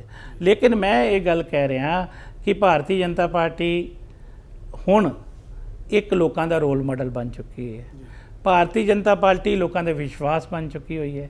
ਭਾਰਤੀ ਜਨਤਾ ਪਾਰਟੀ ਲੋਕਾਂ ਦੀ ਤਰਜਮਾਨੀ ਕਰਨ ਵਾਲੀ ਪਾਰਟੀ ਬਣ ਚੁੱਕੀ ਹੈ। ਇਸ ਲਈ ਸਭ ਲੋਕ ਉਹਦੇ ਨਾਲ ਜੁੜਨਾ ਚਾਹੁੰਦੇ ਹੈ। ਰਾਜਨੀਤੀ ਹੈ, ਰਾਜਨੀਤੀ ਦੇ ਅੰਦਰ ਬਹੁਤ ਸਾਰੇ ਉਤਰਾਵ ਚੜਾਵ ਮੈਂ ਜ਼ਿੰਦਗੀ 'ਚ ਦੇਖੇ ਹੈ, ਜਿਹਨੂੰ ਕਹਿੰਦੇ ਨਾ ਕਿ ਆਂਸੂ ਵੀ ਛੁਪਾਣੇ ਪੈਂਦੇ ਨੇ, ਹੋਕੇ ਵੀ ਦਬਾਣੇ ਪੈਂਦੇ ਨੇ, ਕਈ ਵਾਰ ਬਨਾਵਟੀ ਹਾਸੇ ਵੀ ਬੁੱਲਾਂ ਤੇ ਸਜਾਣੇ ਪੈਂਦੇ ਨੇ, ਫੁੱਲਾਂ ਨੂੰ ਸਜਾਣਾ ਪੈਂਦਾ ਹੈ, ਕੰਡੇ ਵੀ ਹਟਾਣੇ ਪੈਂਦੇ ਨੇ, ਮੰਜ਼ਿਲ ਤੋਂ ਅਗਲੀ ਮੰਜ਼ਿਲ ਤੱਕ ਰਾਹ ਆਪ ਬਣਾਉਣੇ ਪੈਂਦੇ ਨੇ। ਐਵੇਂ ਨਾ ਖਫਾ ਤੂੰ ਹੋਇਆ ਕਰ, ਸਿਆਸਤ 'ਚ ਗੁਜ਼ਾਰਾ ਕਰਨ ਲਈ ਕਈ ਸੱਚ ਛੁਪਾਣੇ ਪੈਂਦੇ ਨੇ, ਕਈ ਝੂਠ ਹੰਡਾਣੇ ਪੈਂਦੇ ਨੇ। ਇਹ ਸਿਆਸਤ ਦੇ ਵਿੱਚ ਅਗਰ ਇਨਸਾਨ ਨੇ ਰਹਿਣਾ ਹੈ, ਬੜੇ ਉਤਰਾਵ ਝਾੜ 'ਚੋਂ ਲੰਘਦਾ ਹੈ ਇਨਸਾਨ, ਲੇਕਿਨ ਇਹ ਗੱਲ ਬੜੀ ਸੱਚ ਤੇ ਸਾਫ਼ ਆ, ਜੇਕਰ ਤੁਸੀਂ ਲੋਕਾਂ ਦੇ ਸਹੀ ਤਰਜਮਾਨੀ ਕਰਨੀ ਹੈ, ਲੋਕਾਂ ਦੀ ਠੀਕ ਸੋਚ ਤੇ ਪਹਿਰਾ ਦੇਣਾ ਹੈ, ਲੋਕਾਂ ਦੀ ਠੀਕ ਗੱਲ ਕਰਨੀ ਹੈ, ਤੇ ਫਿਰ ਤੁਹਾਨੂੰ ਕਿਸੇ ਦੇ ਵਾਸਤੇ ਵੀ ਡਰਨ ਦੀ ਲੋੜ ਨਹੀਂ। ਕਿਸੇ ਵੀ ਜਗ੍ਹਾ ਦੇ ਉੱਪਰ ਜਾਓ, ਇਹ ਸੋਚੋ ਕਿ ਟੋਟਲ ਸਮਾਜ ਦਾ, ਦੇਸ਼ ਦਾ, ਪੰਜਾਬ ਦਾ ਜਾਂ ਦੱਬੇ ਕੁਚਲੇ ਸਮਾਜ ਦਾ ਕਿਹਦੇ 'ਚ ਭਲਾ ਹੋ ਸਕਦਾ ਹੈ। ਤੇ ਲੇਕਿਨ ਮੈਂ ਤੁਹਾਨੂੰ ਇਹ ਗੱਲ ਕਹਾਂ, ਮੈਂ ਗਰੀਬਾਂ ਦੀ ਆਵਾਜ਼ ਹਾਂ। ਗਰੀਬਾਂ ਦੀ ਆਵਾਜ਼ ਮੇਰੀ ਆਤਮਾ ਦੇ ਨਾਲ ਇਹ ਗੱਲ ਕਹਿੰਦੀ ਹੈ ਕਿ ਇਸ ਵੇਲੇ ਗਰੀਬਾਂ ਦੀ ਕੋਈ ਤਰਜਮਾਨੀ ਕਰ ਸਕਦਾ ਹੈ, ਗਰੀਬਾਂ ਦੀ ਰਹਿਨਮਾਈ ਕਰ ਸਕਦਾ ਹੈ, ਗਰੀਬਾਂ ਦੀ ਕੋਈ ਮਦਦ ਕਰ ਸਕਦਾ ਹੈ, ਤੇ ਉਹ ਨਰਿੰਦਰ ਮੋਦੀ ਕਰ ਸਕਦਾ ਹੈ। ਇਸ ਲਈ ਮੈਂ ਉਹਦੇ ਕੋਲ ਆਇਆ, ਇਸ ਲਈ ਮੈਂ ਨਰਿੰਦਰ ਮੋਦੀ ਦੀ ਸੋਚ ਨੂੰ, ਉਸਦੀ ਪਾਰਟੀ ਨੂੰ ਸਲਾਮ ਕਰਨ ਆਇਆ। ਚਲੋ ਬਹੁਤ ਬਹੁਤ ਧੰਨਵਾਦ ਵੇਰਕਾ ਸਾਹਿਬ, ਤੁਹਾਡੀ ਸੋਚ ਦਾ ਅੱਜ ਸਾਨੂੰ ਤੁਹਾਡਾ ਇੱਕ ਹੋਰ ਪਹਿਲੂ ਦੇਖਣ ਨੂੰ ਮਿਲਿਆ ਕਿ ਰਾਜਕੁਮਾਰ ਵੇਰਕਾ ਜੀ ਮੰਤਰੀ ਨੇਤਾ ਦੇ ਇਲਾਵਾ ਇੱਕ ਬਹੁਤ ਵਧੀਆ ਸ਼ਾਇਰ ਵੀ ਨੇ। ਅੱਜ ਸ਼ਾਇਰਾਨਾ ਅੰਦਾਜ਼ ਵੀ ਸਾਡੇ ਦਰਸ਼ਕਾਂ ਨੂੰ ਦੇਖਣ ਨੂੰ ਮਿਲਿਆ। ਤੁਹਾਡੇ ਵਧੀਆ ਸਵਾਸਥ ਦੀ ਕਾਮਨਾ ਕਰਦੇ ਹਾਂ, ਦੀਰਘਾਯੂ ਦੀ ਕਾਮਨਾ ਕਰਦੇ ਹਾਂ, ਔਰ ਉਮੀਦ ਕਰਦੇ ਹਾਂ ਕਿ ਜਿਸ ਜਜ਼ਬੇ ਦੇ ਨਾਲ ਤੁਸੀਂ ਰਾਜਨੀਤੀ 'ਚ ਇੰਨੇ ਸਾਲਾਂ ਤੋਂ ਬਣੇ ਹੋਏ ਹੋ, 3 ਦਸ਼ਕਾਂ ਤੋਂ ਲਗਾਤਾਰ ਜਨਤਾ ਦੀ ਸੇਵਾ ਕਰ ਰਹੇ ਹੋ, ਉਸੇ ਭਾਵਨਾ ਨੂੰ ਲੈ ਕੇ ਤੁਸੀਂ ਅੱਗੇ ਵਧਣਾ ਚਾਹ ਰਹੇ ਹੋ, ਭਾਰਤੀ ਜਨਤਾ ਪਾਰਟੀ ਦੀ ਪਾਰਟੀ 'ਚ ਸ਼ਾਮਿਲ ਹੋਏ ਹੋ। ਉਮੀਦ ਕਰਦੇ ਹਾਂ ਕਿ ਆਉਣ ਵਾਲੇ ਸਮੇਂ 'ਚ ਤੁਸੀਂ ਜਨਤਾ ਦੀ ਹੋਰ ਸੇਵਾ ਕਰੋ, ਪੰਜਾਬ ਪ੍ਰਦੇਸ਼ ਤੁਹਾਡੇ ਭਾਰਤੀ ਜਨਤਾ ਪਾਰਟੀ ਦੇ ਨੇਤਰਤਵ 'ਚ, ਮਾਰਗਦਰਸ਼ਨ 'ਚ ਅੱਗੇ ਵਧੇ, ਸ਼ਾਂਤੀ ਪ੍ਰਿय ਪ੍ਰਦੇਸ਼ ਬਣੇ। ਇਹ ਸਾਡੀ ਸ਼ੁਭਕਾਮਨਾ ਨੇ ਤੁਹਾਡੇ ਬਾਰੇ ਔਰ ਤੁਹਾਡੀ ਪਾਰਟੀ ਦੇ ਬਾਰੇ। ਥੈਂਕ ਯੂ, ਬਹੁਤ ਧੰਨਵਾਦ ਜੀ, ਬਹੁਤ। ਤਾਂ ਦੋਸਤੋ, ਇਹ ਸੀਗੇ ਸਾਡੇ ਨਾਲ ਭਾਰਤੀ ਜਨਤਾ ਪਾਰਟੀ ਦੇ ਨੇਤਾ ਰਾਜਕੁਮਾਰ ਵੇਰਕਾ ਜੀ, ਜਿਨ੍ਹਾਂ ਦਾ ਸਾਫ਼ ਤੌਰ ਤੇ ਕਹਿਣਾ ਹੈ ਉਹ ਕਾਂਗਰਸ ਪਾਰਟੀ ਤੋਂ ਜ਼ਰੂਰ ਆਏ, ਲੇਕਿਨ ਕਾਂਗਰਸ ਪਾਰਟੀ ਅੱਜ ਆਪਣਾ ਪੰਜਾਬ ਦੇ ਵਿੱਚ ਅਸਤਿਤਵ ਖੋ ਚੁੱਕੀ ਹੈ। ਜਿਹੜੀ ਉਹਨਾਂ ਦੀ ਆਈਡੀਓਲੋਜੀ ਸੀਗੇ, ਜਿਹੜੇ ਉਹਨਾਂ ਦੇ ਵਿਚਾਰ ਸੀਗੇ, ਉਸ ਤੋਂ ਭਟਕ ਚੁੱਕੀ ਹੈ। ਉਹਦੇ ਚਲਦੇ ਹੀ ਕਾਂਗਰਸ ਪਾਰਟੀ ਅੱਜ ਹਾਸ਼ੀਏ ਤੇ ਹੈ, ਚਾਹੇ ਉਹ ਗੱਲ ਕਰੀਏ ਪੰਜਾਬ ਦੀ, ਚਾਹੇ ਗੱਲ ਕਰੀਏ ਦੇਸ਼ ਦੇ ਵਿੱਚ। ਉਸੇ ਦੇ ਚਲਦੇ ਹੋਏ ਰਾਜਕੁਮਾਰ ਵੇਰਕਾ ਜੀ ਨੇ ਹਾਲ ਹੀ ਦੇ ਵਿੱਚ ਭਾਰਤੀ ਜਨਤਾ ਪਾਰਟੀ ਦਾ ਦਾਮਨ ਥਾਮਿਆ, ਭਾਰਤੀ ਜਨਤਾ ਪਾਰਟੀ ਦੇ ਵਿੱਚ ਸ਼ਾਮਿਲ ਹੋਏ। ਉਹਨਾਂ ਦਾ ਕਹਿਣਾ ਹੈ ਕਿ ਮੈਂ ਜਨਤਾ ਦਾ ਸੇਵਕ ਹੈਗਾ, ਜਨਤਾ ਦੇ ਦੁੱਖ ਦਰਦ ਨੂੰ ਨਾਲ ਲੈ ਕੇ ਚੱਲਣਾ ਚਾਹੁੰਦਾ, ਔਰ ਉਹਨਾਂ ਦੇ ਦਰਦ ਨੂੰ ਜੀਂਦੇ ਹੋਏ ਅੱਗੇ ਵਧਣਾ ਚਾਹੁੰਦਾ, ਔਰ ਭਾਰਤੀ ਜਨਤਾ ਪਾਰਟੀ ਦੇ ਵਿੱਚ ਨਰਿੰਦਰ ਮੋਦੀ ਦੀ ਨੀਤੀਆਂ ਦੇ ਵਿੱਚ ਆਸਥਾ ਜਤਾਉਂਦੇ ਉਹਨਾਂ ਦਾ ਸਾਫ਼ ਤੌਰ ਤੇ ਕਹਿਣਾ ਹੈ ਕਿ ਅੱਜ ਦੇ ਟਾਈਮ ਅਗਰ ਦੇਸ਼ ਦੇ ਵਿੱਚ, ਪ੍ਰਦੇਸ਼ ਦੇ ਵਿੱਚ ਕੋਈ ਵੀ ਪਾਰਟੀ ਲੋਕਾਂ ਦਾ ਭਲਾ ਕਰ ਸਕਦੀ ਹੈ ਤਾਂ ਕੇਵਲ ਭਾਰਤੀ ਜਨਤਾ ਪਾਰਟੀ। ਆਉਣ ਵਾਲੇ ਸਮੇਂ 'ਚ ਭਾਰਤੀ ਜਨਤਾ ਪਾਰਟੀ ਪੰਜਾਬ ਦੇ ਵਿੱਚ ਕਿਸ ਤਰ੍ਹਾਂ ਦਾ ਪ੍ਰਦਰਸ਼ਨ ਕਰੇਗੀ, ਕਿਸ ਤਰ੍ਹਾਂ ਲੋਕਾਂ ਦੇ ਵਿੱਚ ਆਪਣੇ ਪਾਂਵ ਜਮਾਏਗੀ, ਉਹ ਭਵਿੱਖ ਦੇ ਗਰਭ 'ਚ ਹੈ, ਆਉਣ ਵਾਲਾ ਸਮੇਂ ਦੱਸੇਗਾ। ਤੁਸੀਂ ਬਣੇ ਰਹੋ MH1 ਪ੍ਰਾਈਮ ਦੇ ਨਾਲ। ਆਉਣ ਵਾਲੇ ਐਪੀਸੋਡ ਦੇ ਵਿੱਚ ਇੱਕ ਹੋਰ ਖਾਸ ਮਹਿਮਾਨ ਦੇ ਨਾਲ ਮੁਲਾਕਾਤ ਹੋਏਗੀ। ਤਬ ਤੱਕ ਲਈ ਸਤਿ ਸ੍ਰੀ ਅਕਾਲ।